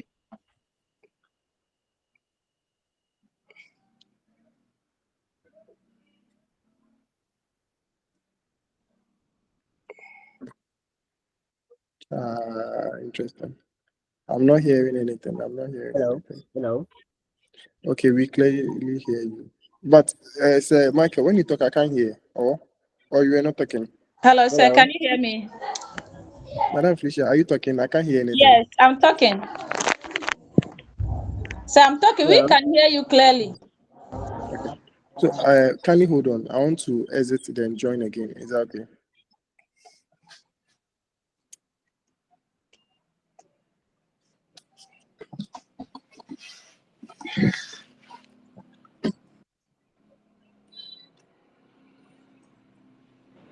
Hello, can you hear me now?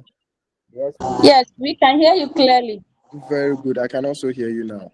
I wasn't hearing before. Okay. Okay. So I'm continuing. So these interactions are very, very important. And as of now, we have to know that our eyes doesn't produce any light. Is that okay? Light is from somewhere. It interacts with matter. And some of these things happens and our eye is able to see. It's the same way as the moon behaves. You see, the moon doesn't produce its own light, but at night, the moon gives us light. Is that okay? It's because of the reflection from the sun. So sun is coming, it reflects on the moon. The moon will just give us what? The light. So that in the evening, even if there's a total darkness, you know that there's a little bit of a brightness somewhere that the moon is giving us. Supposing there's no moon, there's no light from the moon, there's no reflection from the moon to give us light, and it's a light out, you actually feel a total deep darkness. Exactly. But God being so wonderful, we have some light at night for us to see, because our eye itself doesn't produce light. It can see when there's a reflection from a surface. Is that okay? So these are some of the things that we are interested in. We want to look at what happens, the reflection aspect. When refraction also happens, what happens? When diffraction happens, what is going on? When absorption happens, what is going on? And when scattering is also happening, what is actually also going on? Is that okay? So we'll be looking at them individually. Now, let's start with the reflection. Now, I'm sure you've heard of reflection. You're almost tired. Level 100 you did. Sorry, your first semester you did reflection. The second one too, you did reflection. Now, your third year, also final year. I don't know how the semester has been sectioned, but I think you have first semester, second semester, third semester, and you're in your last semester, I guess. I don't know. Is that one too, you are hearing of reflection? Exactly. So we are just talking about when there's a bounce back of light from the surface. And of course, we have one end hitting the surface called the incident, and one end exiting the surface called the reflected ray. And in reflection, one important thing that we have to put in mind is the angle of incidence and the angle of what? Reflection. And we always see they are what? Equal. And the two of them have something we call the normal that's in between them, which is perpendicular to the what? To the surface that we are talking about here. Now, we know this law already, that anytime we have this, we expect the incident angle should be the same as what? As the reflected angle. So there are these two laws that is actually governing reflection. Now, again, depending on the surface, reflection can actually happen in two ways. We can have something we call the specular, we can have something we call the diffused. Is that okay? And we can, of course, under the specular, we mean we want a reflection where the parallel beam that we are getting from the incident should be the same parallel beam that is exiting from the reflection.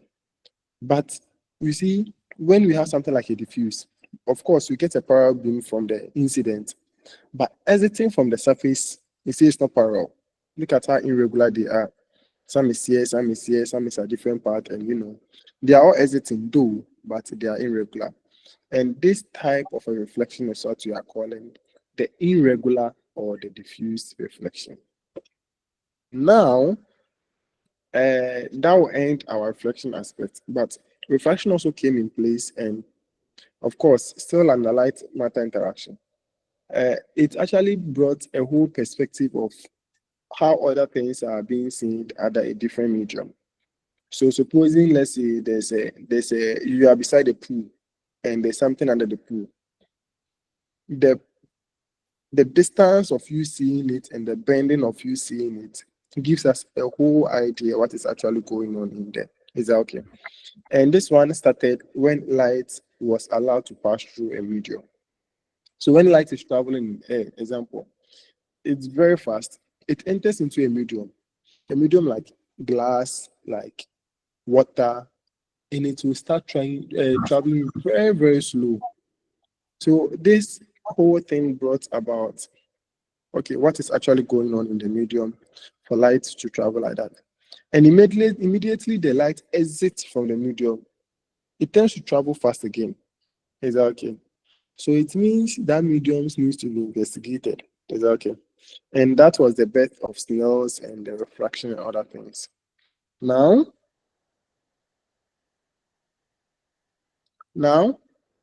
under reflection, depending on the path in which we are traveling from and into, we can have two.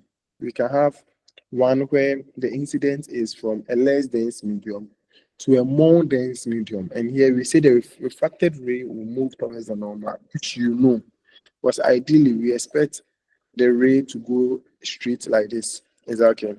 But because it's from a less dense medium and it's entering a more dense medium, it will move towards the normal. And here we have a normal at one medium here, another normal at one medium here. Supposing it's reflection, we could have just gotten it like this. Exactly. By reflection, it will enter into the medium and it will bend. But let's look at the other way around. What if you are traveling from this time around a denser medium to a less dense medium? And interestingly, it will not behave the same. This time around, instead of it to bend towards the normal as we had for the first one, it's going to bend away from the normal, exactly, which is very important to know. Now, from this, we can actually deduce the law of reflection and other things and other parameters, in fact. We can look for the refractive index, where we can relate the refractive index with the speed of light and the speed of a medium, relate refractive index of the two wavelengths of the medium, exactly. That is, let's say, for air and for a particular medium. Now, again, we can also deduce something like the loss of the refraction. And this thing, exactly. We know the first one, the incidence with the refracted ray and the number, the point of incidence, all lies on the same plane, which is very fine. We can also talk about how their refractive indices relate to their angle. And that is where we can relate n sine I equals n sine r. Is that okay? So here is talking about the refractive index of one medium that is at the incident section, and we are talking about the refractive index at the other medium that is at the refraction section. Is that okay? So UCC, did we do, Madam Fisher, did we do any experiments like the glass block? Did we do something like that? So I didn't do that one. Okay, that's fine. So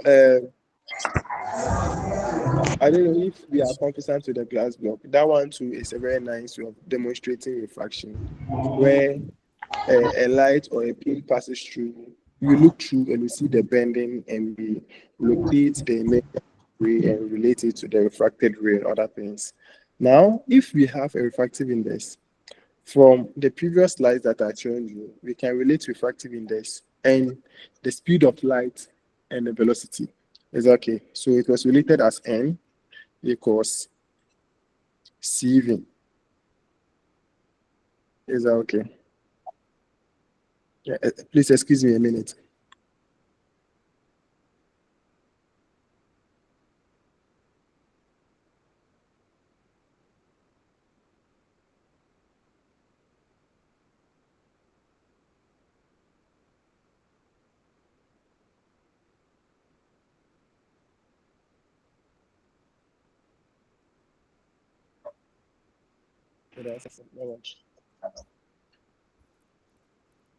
Thank you.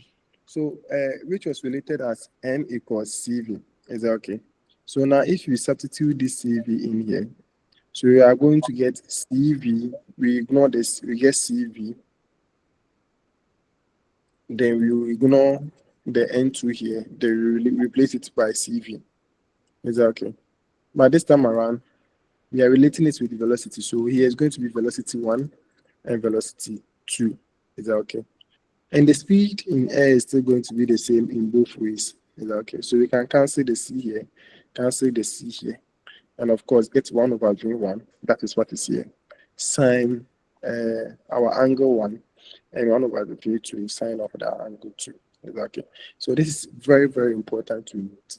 So even if there's a question that relates and no refractive index is given, we can still manipulate and use the velocity if the wavelength or the velocity is given, and use it to do this calculation, which is very, very easy. Is that okay? Now, one important application that actually emerged out of refraction is the total internal reflection. So you see, we are talking about refraction, but reflection comes into place here. Is that okay? So it's through refraction that we had the total internal reflection. And this principle is just demonstrating the fact that, yes, refraction is happening, but with time, we get a reflection. That is, when I say with time, it means depending on some conditions, we get reflection. And if we remember, I just spoke to mentioned the fact that if we have an incidence ray that is traveling from a denser medium to a less dense medium, the refracted tends to bend away from the normal. So ideally, we're supposed to get something like this. This is the straight path that it could have traveled. Now it's bending away from the normal. And this is our still incidence angle. Now let's look at something. If we tend to increase the incident angle, what do we think will happen to the refracted angle? Question for the class. Please, it will bend away Okay. far So than. where it is now, so it will still increase. Is that okay? So anytime we tend to increase this incident angle, when you are increasing, it means you are increasing it to this end, going this way. So supposing we move it to this end, we expect the angle here to also move. We move again, we expect the angle to move. Is that okay? So we can be increasing the incident angle till this angle gets to 90. The refracted. This time around is going to lie on the y totally. And this is a situation like this. Is that okay? And when this one happens, we will not call this angle incident again. We call it a what? A critical angle, which is very important. Is that okay? So now, if we are the critical angle, because anytime we increase the incident angle, the angle here tends to increase. Because first, let's say we were having about 40 here. This is more than 40, so maybe around 55. Is that okay? And we tend to increase it. We increase, then to a point where we had the 90 here. Is that okay? Now we can still increase the incident angle. As far as the angle hasn't reached on the X, we can still increase it. So at this end where we have the refracted to be 90, this is where we call it the critical angle. Now let's increase it again a little and see. You will see that still the angle here will exceed the 90. Is that okay? Because even first it was 55 and it has moved to 90. So we increase it again, it means it will move again. Is that okay? And when it moves and exceed to this y, we are not getting refraction again. We are getting what? A reflection. Is that okay? So anytime an angle exceeds the 90, we call it a what? A reflection. And that is where something called the total internal reflection comes into place. And this is very, very, very, very important. Like very, very important. We can actually look at this in so many ways, exactly, in terms of application. And I think I've mentioned this one before, where we are communicating because of total internal reflection. And we have something called the fiber optic cable that transmits these informations for us. So that end-to-end subscription to encryption is there. So supposing we talk, there's a code or a box that converts it in the form of a light, transport it, it reaches there, transform it in the form of the talk again, and someone listening to it, that kind of a thing. So the fiber cable is just a normal cable like this, which is very, very thin, but it's a glass-like. Is that okay? So maybe let me draw something around here to see it's a glass.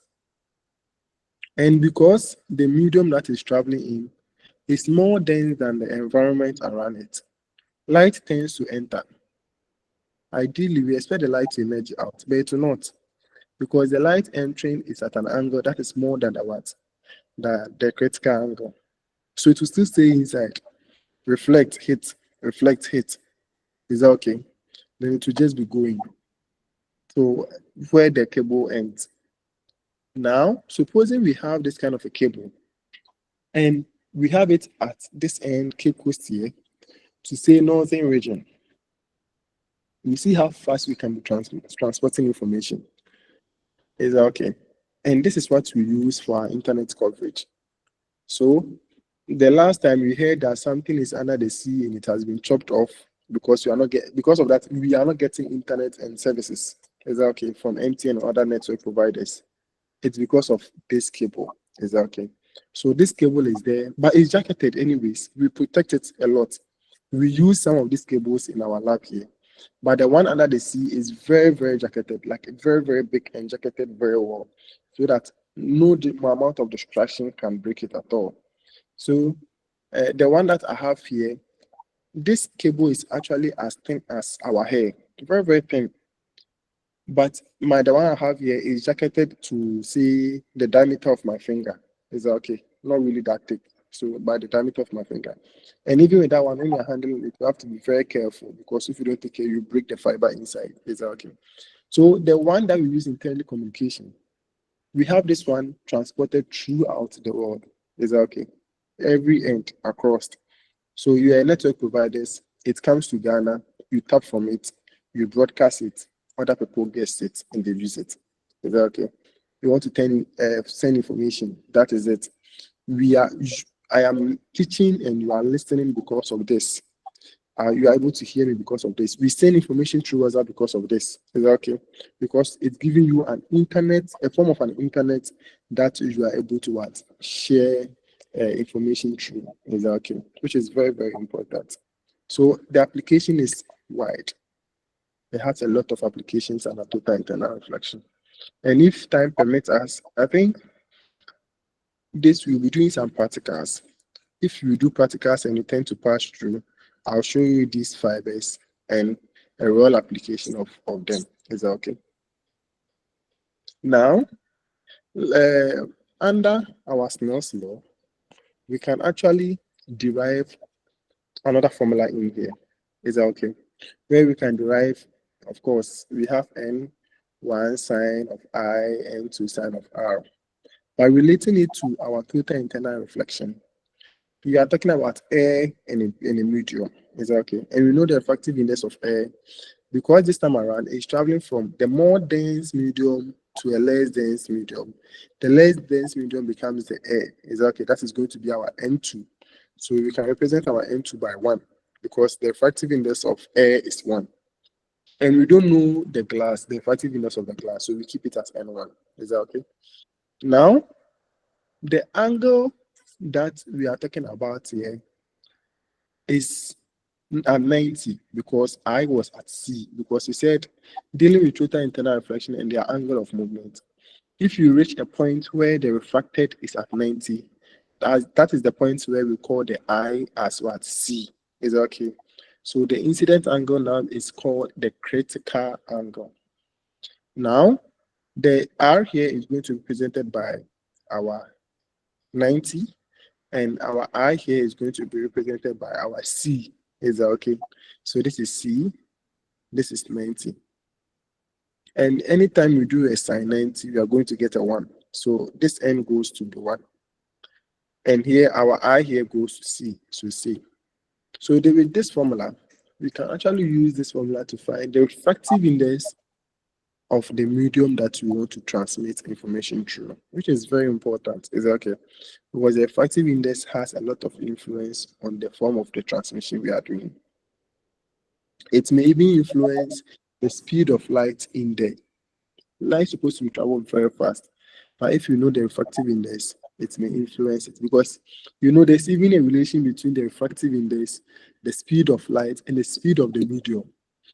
Is that okay? The speed of light in the medium. So we have to find all these things before we can use our fiber optic cable. Is that okay? Any question before we move to interference?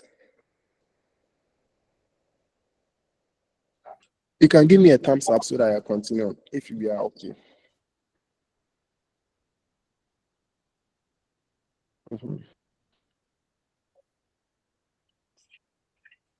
So let's look at something we call the interference, which is also an important phenomenon.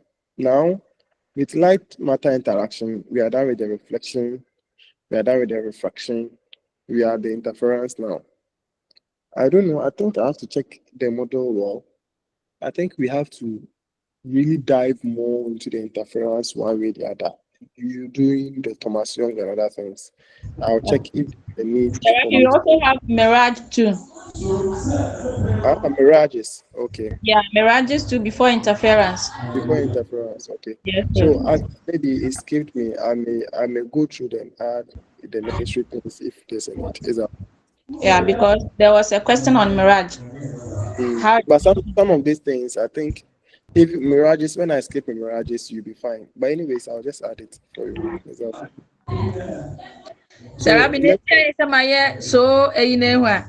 mm, The moment we finish with the lectures, na you rely on slide and that. Able exams na ya watch they take mm, the question straight from the manual. Ntinanka would like then ke deal with straight mm, from the manual. yeah, that's understandable. Yeah. Okay. Thank you. So, but anyways, the slide is just there for your understanding of other things. So, you don't worry. I'll add it. I'll add it to it. Is that okay? So let's look at interferences. So, interference is a very important phenomenon and a very typical application of interference that we've all been seeing these wonderful colors. Is that okay? So you can see a child play with bubbles. You see, they have this soapy water, they dip this cork in, blow air inside, get these nice bubbles. And if there's a little light that reflect or incident on it, a little, let's say the sun, you may see some nice color patterns around the bubbles like this. Or even if it has rained and there's a little oil on the ground, you may also see some nice color pattern like this, which is also very, very interesting. Now, the how this thing comes into place, I'll be explaining it briefly. Is that okay? But let's start with the very basic principle, that is interference. And when you're talking about interference, it's just straightforward. We just want to know what happens when two waves traveling along the same path tends to meet. Is that okay? So what is going to happen? So we have two waves. They meet. What is going on with them? Is that okay? That is what we want to look at. Now, under interference, we can call something as constructive and destructive interference. And when we are talking about light, we are talking about transverse waves. So we have our transverse wave like this. We have a second transverse wave like this. And now we want to merge these two transverse waves. And when we merge them, what is going to happen at all? Is that okay? So supposing the amplitude of this wave is 2, and the amplitude of this wave is 2, and we are adding these waves like this. Is that okay? And when we say we are adding them, it means the crest and the crest are meeting up. The trough and the trough are meeting up. The crest and the crest are meeting up. The trough and the trough are meeting up. And because it's happening this way, if the crest and the crest meet up, it's going to double up. Is that okay? So supposing we have 2 here as amplitude, we add the 2 of them, we are getting what? 4. Is that okay? And this form of an interference is called what? A constructive interference. Now, let's look at the other way. Destructive interference. Here, instead of the crest and the crest to meet, or the trough and the trough to meet, this time around is the crest and the trough meeting, the trough and the crest meeting, the crest and the trough meeting. And here, supposing we have amplitude of 2 here, and we are measuring the amplitude of the trough, we are getting about -2 here. Is that okay? When we add the 2 of them, we are going to get 0. So at the end of the day, in adding these 2 kind of waves, it's just going to be a straight line. Is that okay? So this kind of a wave, or this kind of an destructive interference is called, this kind of an interference is called a destructive interference. Sorry about the construction of English. So this kind of an interference is called a destructive interference. Is that okay? So we have a constructive, we have a destructive. I'll build on this one again.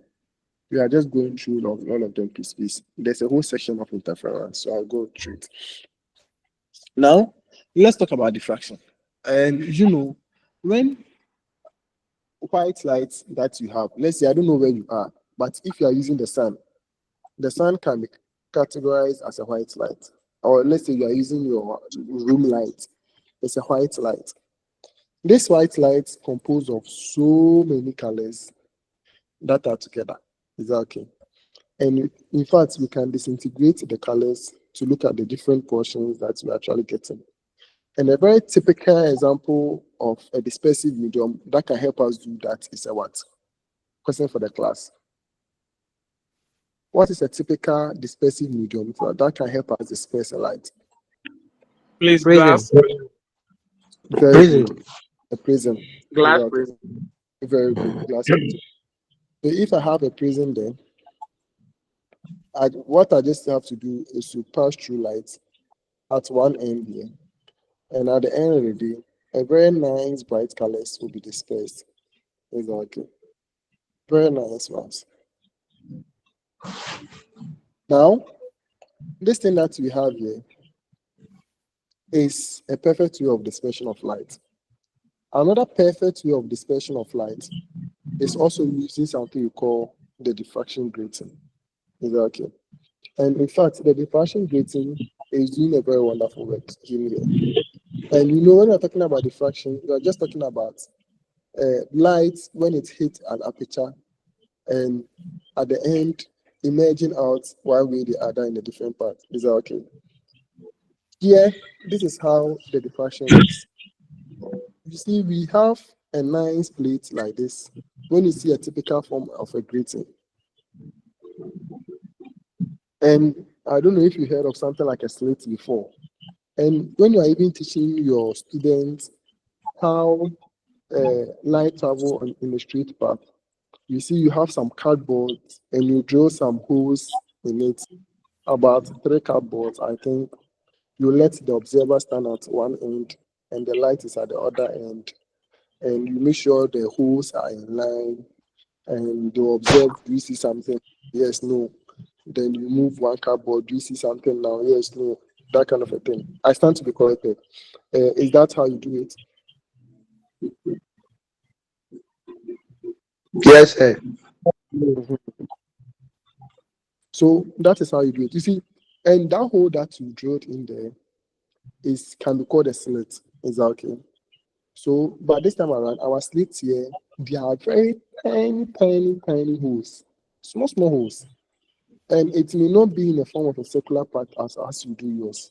It's just kind of a straight line holes. Is that okay? So something like this. Very tiny of them.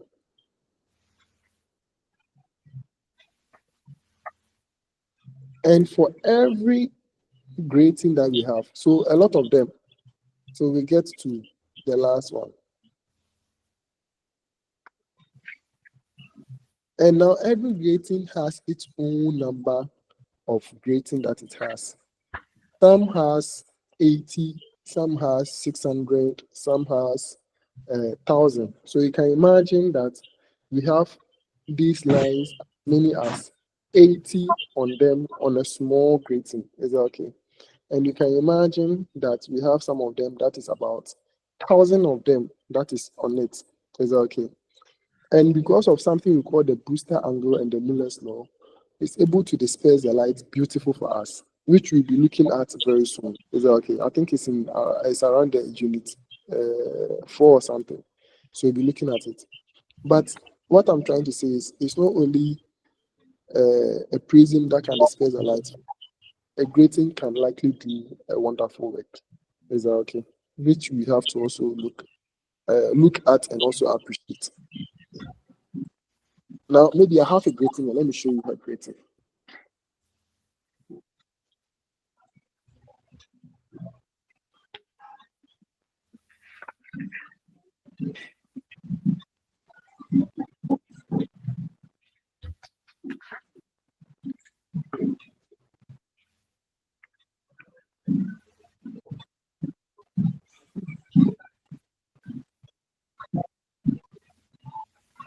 Okay, is my video showing? No, sir. Yes, sir. Yes, sir. It's other side. It's showing. So this, I told you, a fiber optic cable. So this is a cable. You see how tiny they are. So one of them is a cable, and it's very fragile. Here, it's just colored for us to demonstrate to students so that they can see it exactly. But it just when it comes, it's the plainest color. It's not as colorful as you see it here. So this is just a fiber cable. Now I have a grating here.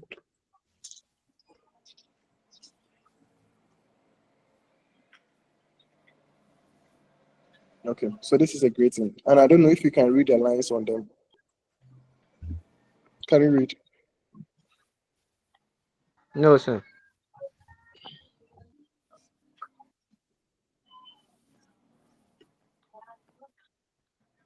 You still can read.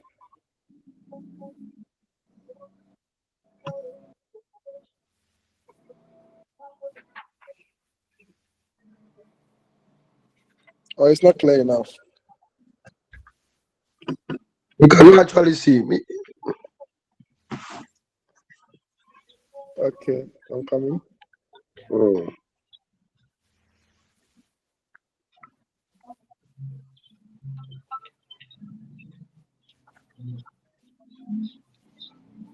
I'm trying to do this setting so that the video will be mirrored.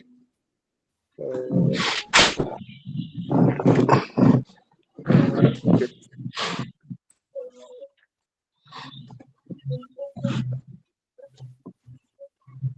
So I don't know if you can see now. Tell me.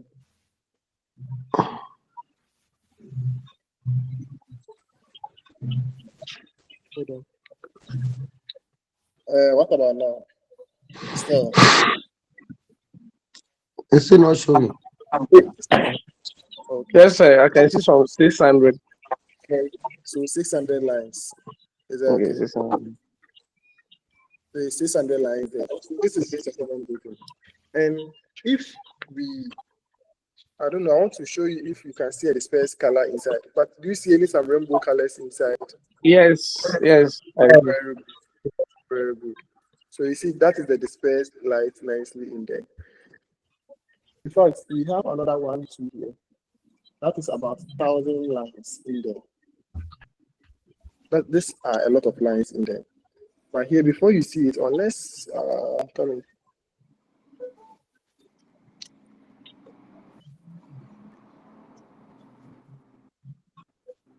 Unless I tilt it to a particular angle. Okay, anyways.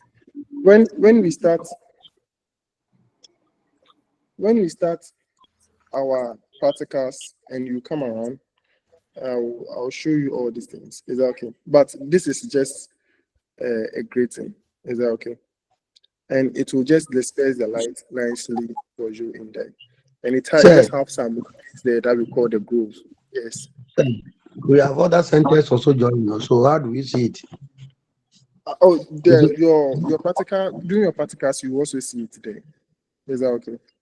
At our various centers. Yes. Yes. So the practical session, I think it's supposed to cover that. If it will not, I will do a video and show it to you. Is that okay? But if a secondary school doesn't have this, because that's a university lab, we are likely to get it. Yeah, and I'm saying if you go for the podcast and you don't see something like that, I can just do a short video to demonstrate to you. Is that okay? Yeah, thank you.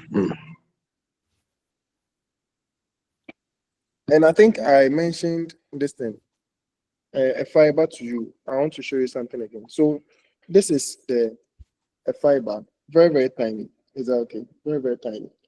This is also a fiber, the black thing that we see here. But this one is jacketed. Is that okay? So this glass light thing, you see, if small thing, you break it. Right now, broken. Is that okay? It's very, very fragile. Now, something like this, because it's fragile, we jacketed it into a black thing like this. Is that okay? So the fiber is sitting inside and there's a cladding around and a jacket around to just protect this.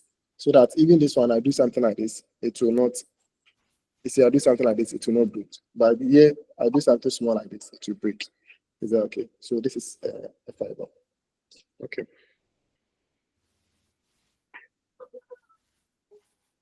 Abe, can we go on? Yes, sir. Good.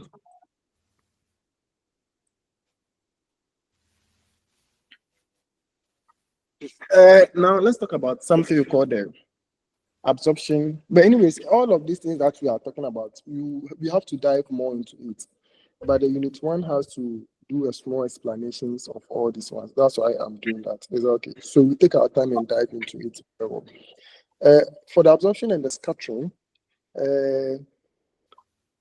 maybe let me explain this one first. So you see, when light interacts with matter, as I explained earlier, a lot of things do happen. We have, first thing that we can actually talk about is the transmission. Supposing this is our matter, light enters and light passes through to the other end. So we say transmission. A very typical example is the lens that we wear or the glasses that we wear. Light is able to pass through. That is why we're able to see when wearing it. Is that okay? Now, another thing is the diffraction. Is that okay? So there's an aperture, a small hole, like as I said, you teaching your kids the principle of light traveling in a straight path. You create a very small hole. Is that okay? But now, this is going to be our obstacle, and after entering, we expect this kind of a behavior from the light. And here we call it a what? A diffraction. Is that okay? And then apart from diffraction, another thing too happens, that is the refraction, which I've already explained. Is that okay? So it enters, exits from the material or inside the material. It behaves like burning away or burning towards the normal. Is that okay? So we have the transmission, we have the diffraction, which happens when light enters or encounter any obstacles, then it tends to spread away, and we have something we call the diffraction. And the next thing that we can talk about is the absorption. So absorption is something like a foam. When there's a foam sitting there, you pour water on it, it soaks it. Is okay? So it will take all the water that you've given it to it. That is how some material also behaves. So when light is incident on some materials, it actually absorbs this light. Is okay? It's, in fact, it can actually absorb some and let some go, or it will absorb all of them, or it will absorb some particular ones that it needs. Is okay? Which is very important. Now, another thing that we also looked at is the reflection, where we spoke about the fact that if light hits on a surface, it will go to another part. But this time around, we expect that the angle of the incident that is hitting is supposed to be the same as the angle of the reflection. And the last one is the scattering. You see, when light hits on the matter, it just move away or scatter away or spread away from each perspective that it wants to go. So you see, this is the incident light. Look at how scattered the light is going. Under the absorption, let me tell you something. I skipped a slide. I said I'll go back to it.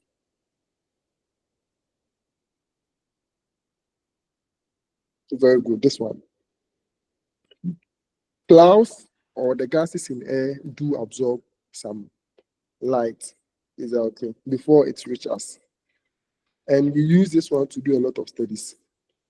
You know that a prism can disperse the light. So supposing we have a hot body, or let's say the sun, and there's nothing between we and the sun. Is that okay?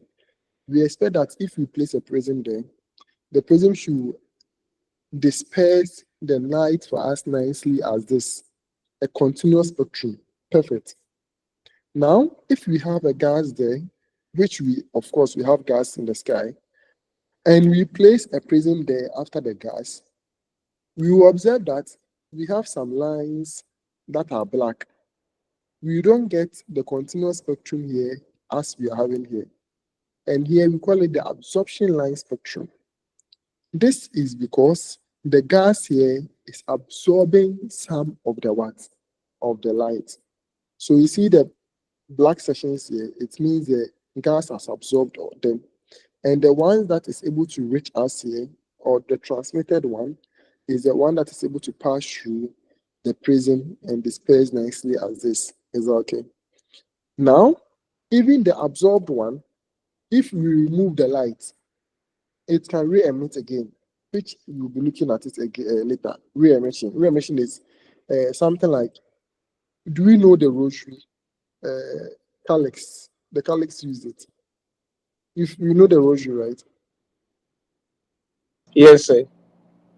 Do we know the principle, how it behaves? where you have when you enter a dark room, the rosary tends to glow. Do you know what is going on there? So I think it is it phosphorescence that is able to absorb light and give it out later. Perfect. Exactly, because of phosphorescence. So it absorbs the light and it re-emits the light. Exactly. In fact, it is the same thing that is actually happening here. So it's a form, phosphorescence is a form of an emission. Exactly. So the absorbed light that is here is re-emitted later. So you see the black lines that we're having here was the absorbed one. The re-emitted one is what is giving us here. Exactly. That is all. So absorption is very important for studies to know even if some gases do exist in some places. So we come to a locality or some country, we want to know, okay, some gases are here. We can use this kind of a study to do that. Exactly. Now I'm going back to my absorption. Okay. So do we understand up to this point? So now let's look at something here. Do you know how or why we see red as red, or why we see green as green, or yellow as yellow?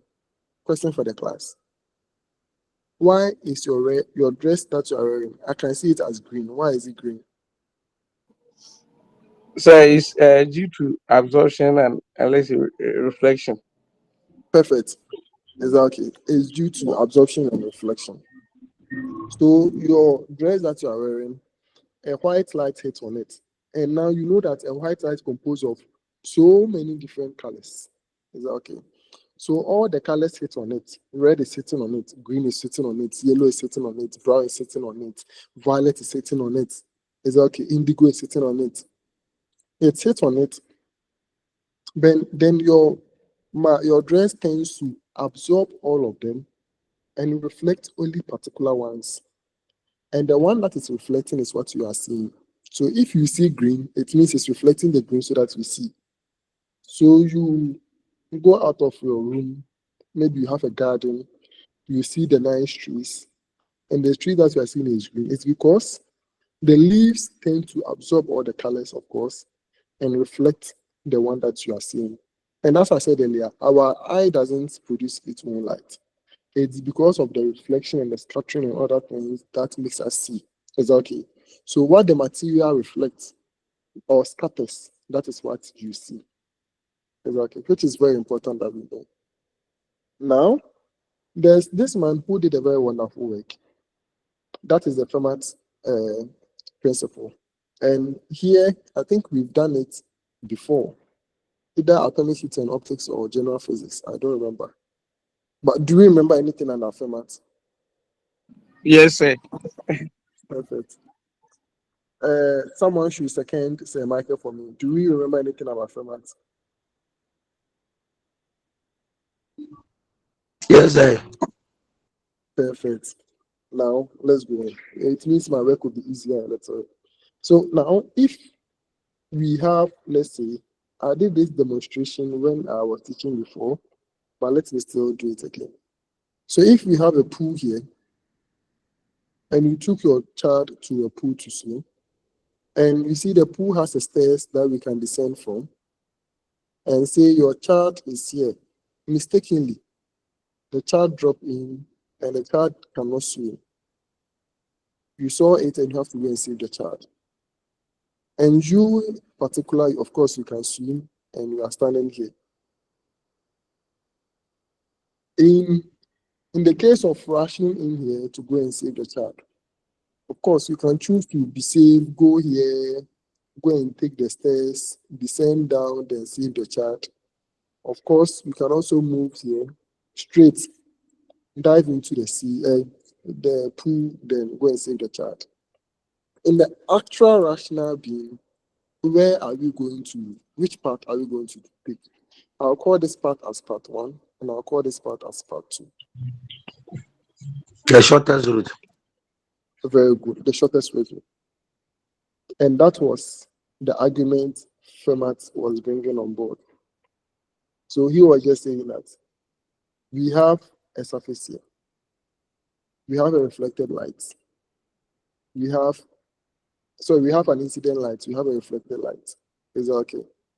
And that is what is going to happen. It's starting from a point A, and of course, it's ending at point B. Is that okay? And we have a normal here. Why the trouble of going from A to a surface to a B, if in fact we can just travel from A straight to our B? Mathematically, why? So he was just using mathematics to prove for this ideology. Is that okay? To look at the actual path and to look at the shortest possible optical path. Is that okay? Now, we will go through it very briefly.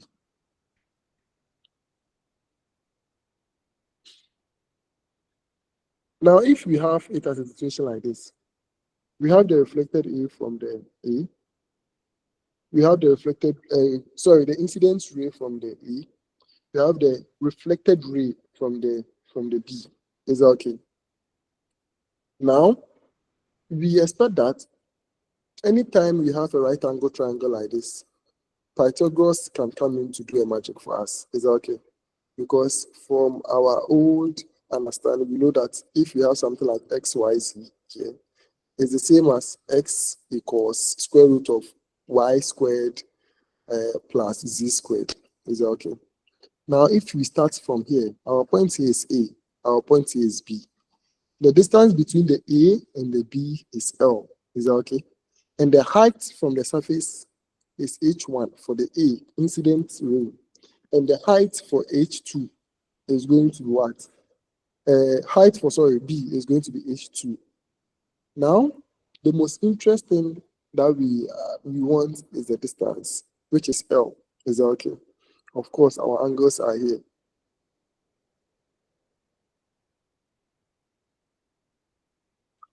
If our distance between the A and the P is X, it means the distance between the P and the B is going to be L minus X. So this whole length here minus X. Is that okay? Now I want to use Pythagoras theorem to derive an equation for this section and derive an equation for this section. When I say this section, I mean the right angle triangle I'm seeing here and the right angle triangle I'm seeing here. Is that okay? So can someone help me with that equation? So let's start with I want equation 1 and equation 2. So let's start with equation 1. Equation 1. Mm-hmm. We have AP squared equals H1 squared plus S squared. Perfect. So can we make just AP the subject?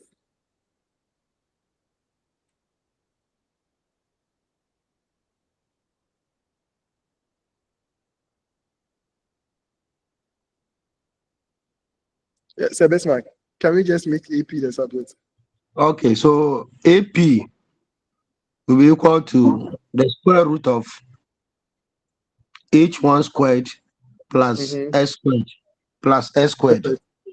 Perfect. So can someone also help me with the equation 2?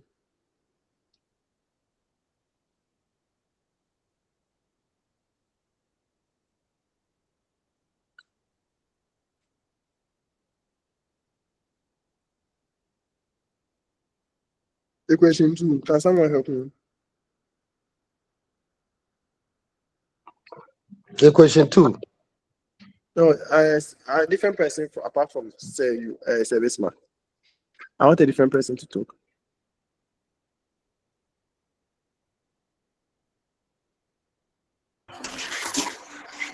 All right, sir.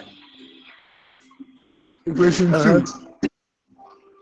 2. PB squared will be equal to A2 squared plus L minus X squared. So when we want the PB, we will be having PB will be equal to the square root of a2 squared plus L minus S squared.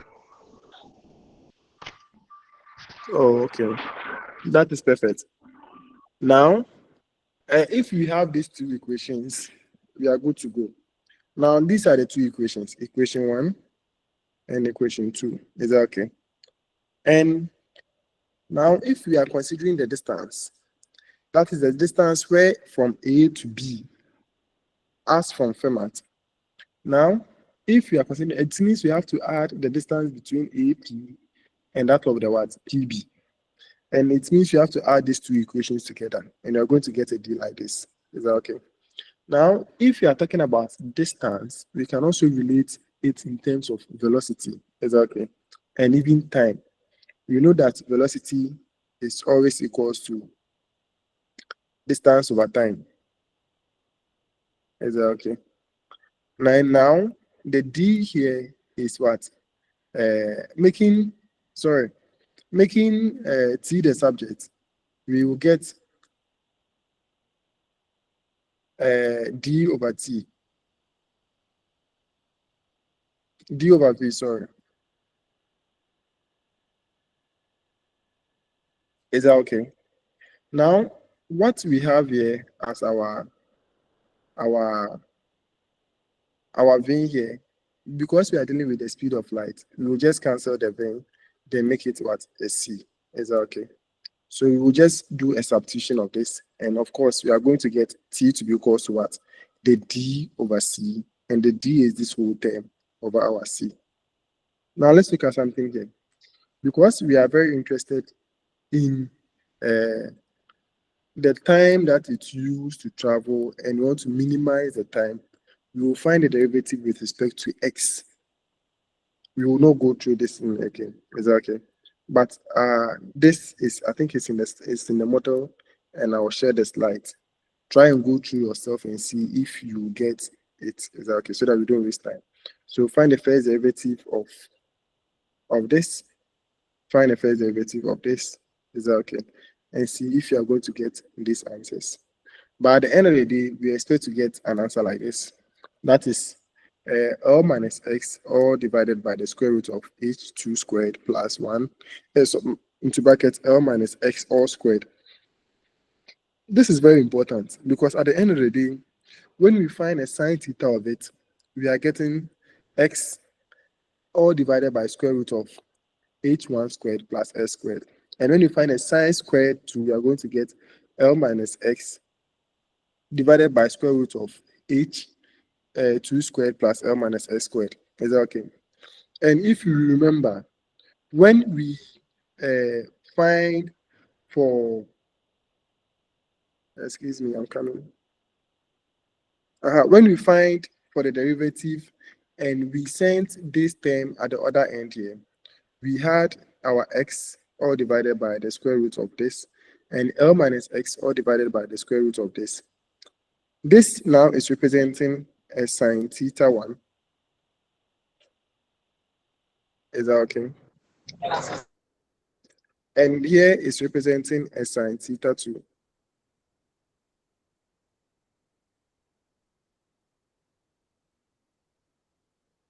Sine theta 2. Is that okay? And from our equation here too, if you are dealing with alternate angles, if you have theta 1 here, this is going to be our theta 1. Is that okay? And if you are finding for sine, sine is what? Opposite over hypotenuse. Am I correct? Hey, am I deviating or I'm correct? All right. So that okay. Opposite over hypotenuse. And here, if our theta 1 is here, it means opposite is going to be x, and our hypotenuse here is going to be square root of the h1 squared plus s squared. Is that okay? Which we did that in finding the Pythagoras. So it means sine theta here is representing this. Is that okay? And the same way as what we have here, our theta 2 is going to be here. Still finding for sine. So opposite and the hypotenuse. So it's going to be L minus x, which we have here. And the hypotenuse that we derived using the Pythagoras theory, that is the square root of h2 squared plus L minus x all squared. That is here. Now, dealing with the very small angles, it means we're still going to get our theta 1 to be equals to what? Theta 2. The sign will go away. And now, this just proves the laws of reflection, where reflection was saying the incident angle should be equal to the what? The reflected angle. Is that okay? That is T I to be equals to what? To be R. So Fermat used his mathematical procedures to perfectly explain the behavior of this. Is that okay? Using his understanding of how the light should travel as short as it can. Please, do we understand? You can give me a thumbs up if you understand before I move on. The same thing was actually done. Very good. The same thing was actually done under refraction. Is that okay? Where, of course, we have some light traveling, and this time around, instead of reflecting, we have it under the second medium. Is that okay? And we are still interested in the path that is traveling. Why don't it travel from this end straight to this end? That is the shortest distance that we presume is supposed to be. Why do we have to pass through and go to this end? So we can use the same idea and the same principle to still prove under the refraction. Is that okay? So we can try this thing up. Then if there's any question, you can bring it, then we discuss. Is that okay? So let's move on to something called the Huygens construction. We'll be looking at this one too again in depth. But in principle, what he was trying to do is anytime there's a wavefront, we expect it to produce or generate another wavefront. And the old one becomes a secondary waves, and we get another primary wavefront. And that one to reproduce another wavefront. And the whole idea is something like the water is stable, we touch the middle, some ripples are generated. Is that okay? So one ripple leads to another ripple, which leads to another ripple, which leads to another ripple. Is that okay? And it moves on and on and on and on and on. Is that okay? Which I think we'll be looking at this one again. Is that okay? So let's just hold on to the Huygens construction. I'll talk more into it later. I don't know if we have to go straight to the superposition. Okay, maybe let's just do it. So do you remember interference means saying one wave add up to another wave, we get something like a constructive, we have something like a destructive. The same motive is behind superposition of waves. So you see, if there's a stable water, then simultaneously you drop stones at two ends. Is that okay? So one end here, one end here. Of course, ripple will be generated and ripple will be generated here. That is the disturbance you've caused on the surface of the water. Now, you see, when the ripples are generated, they actually meet one way or the other. Is that okay? And this meeting is what we are interested in. What is going to happen when they meet? Is that okay? The same as the interference, but this time around, superposition, we are interested in two or more waves. So it could be two, it could be three, it could be four, and other ones. We are interested in when they overlap. We are saying that when they overlap, we expect their final to be the algebraic sum of the individual ones. Is that okay? So suppose it was 5 that overlapped. We want to add the 1, 2, 3, 4, 5. Is that okay? Of the individual ones that it was there to get the final overlap. The same idea. So now we have our wave here, and we have two waves here. Is that okay? This one and this one add up. This one and this one add up. This one and this one add up. And at the end, we have something like the constructive, as I explained earlier.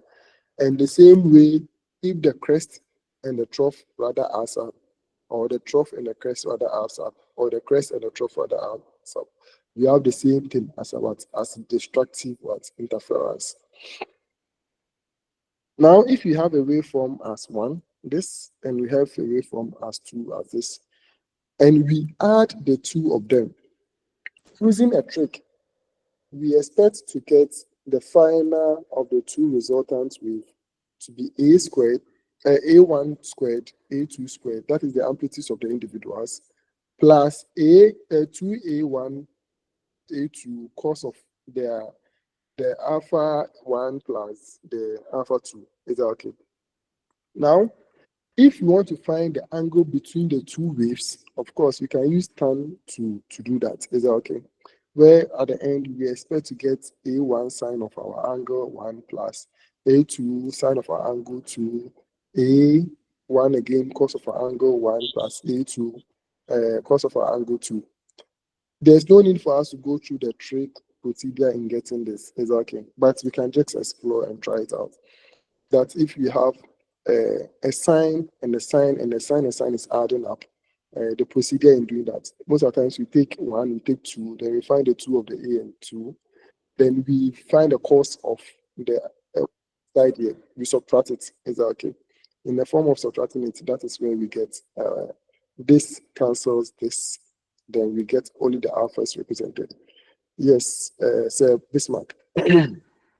So thank you very much. Since the issue of algebraic sum comes in, what happens? Will you consider the direction of the wave? What happens when one wave is moving in opposite direction? Yeah, so when the direction comes in, that is where the angle also comes in. So if the supposing the is not in the same path of direction, the angle can be looked at using a situation like this. Is that okay? So if there's a question like this, I will bring it up, then we'll look at it. Thank you. Okay, so still at the interference, you have a constructive and you have a destructive. Is that okay? Now let's look at something. I want us to look at the conditions that happens before a constructive interference will occur. Is that okay? And in fact, there are two main conditions. In fact, there are two main conditions. And another important thing too is we have to experiment to observe how this interference works. Is that okay? After looking at these conditions. I'm coming. Okay. So the first condition that we need is coherency. The second condition is identical wavelength. Is that okay? When you say identical wavelength, you are talking about the monochromicity. Like if it's red, only one wavelength. Is that okay? So if it's different wavelengths, like a red and a green or blue and yellow, or merged together, it's not going to work. You need only one wavelength. And when you say something is coherent, it means they have a constant phase. And now you understand phases. We did it and we said that if we have one wavelength like this, is that okay? And another wavelength, traveling like this, they are not in phase. Is that okay? They have different phases. But if we have one wave that is totally overlapping on this kind of a wave, is that okay? It means they are what? They are in phase. And that is what we are talking about. So coherency is just explaining how two waves are in phase with each other. Is that okay? So no phase difference. Here the phase difference is 0. Is that okay? So that is the coherency that we are talking about. And the second condition is we need identical what? Wavelengths. Okay. I want to end the class, then maybe we continue next week. The way I'm tired. Can you permit me?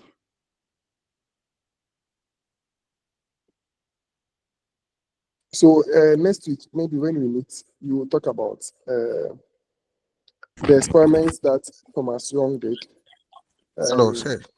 Yes, George. We have 6 units, so I hope that if we don't finish, if we don't finish our schedule, we will not leave some unattended. You will finish up. It's only the unit 1 that is plenty. The rest, they are not plenty. So finish up. Thank you. And I think we are even to more than 2/3 finish of unit 1. And here we've even entered unit 2. with the interference. So we finish. Sir George, are you okay? Yes. Okay, great. So with the interference, you'll be looking at, I'm coming. I want to show you this.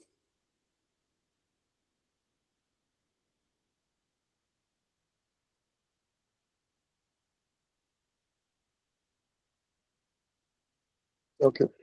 So as and now, we are done with unit 1. We've gone through the waves, we've gone through simple harmonic motion, we've gone through electromagnetic wave, we've gone through the basic ones of the light interaction. Is that okay? We've gone through the Fermat, the Hughes construction we've gone through, but I said I'll add another slide to it. We've done some superposition of waves. So that's one too. I'll add some questions for us to try. Then where we just merged in is the interference. So we have to look at the conditions which I just spoke about and the coherences which we just spoke about. So we have to go through the constructive and the destructive and Young's modulus experiment. Then when we finish straight, we go through all these ones. Is that okay? After this, sincerely, the rest, they are not plenty because look at page 69, the unit 3, it just ends up to this end. Is that okay? So we look at also absorption, then we look at diffraction individually. Then the last thing we do polarization. Is that okay? Then we will be done. So we'll find ways and finish. Okay. So if there's no question, then maybe I'll end the class. Then we'll meet next week. Any question for me? No, sir.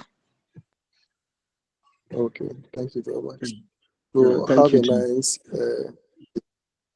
Yes. see you next week. Okay, same.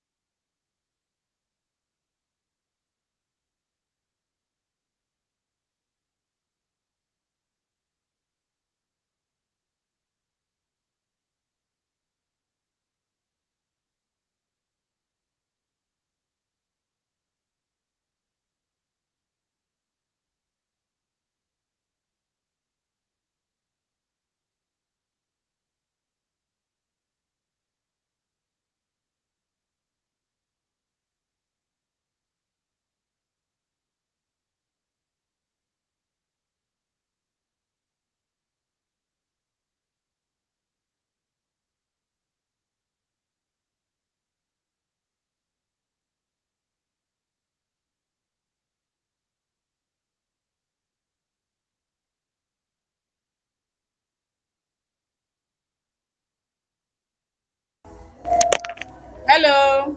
Is the lecture ended?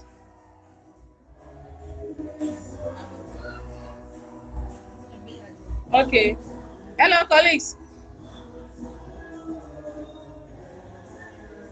Sir Eric. Sir Eric. Oh, what happened, Anna?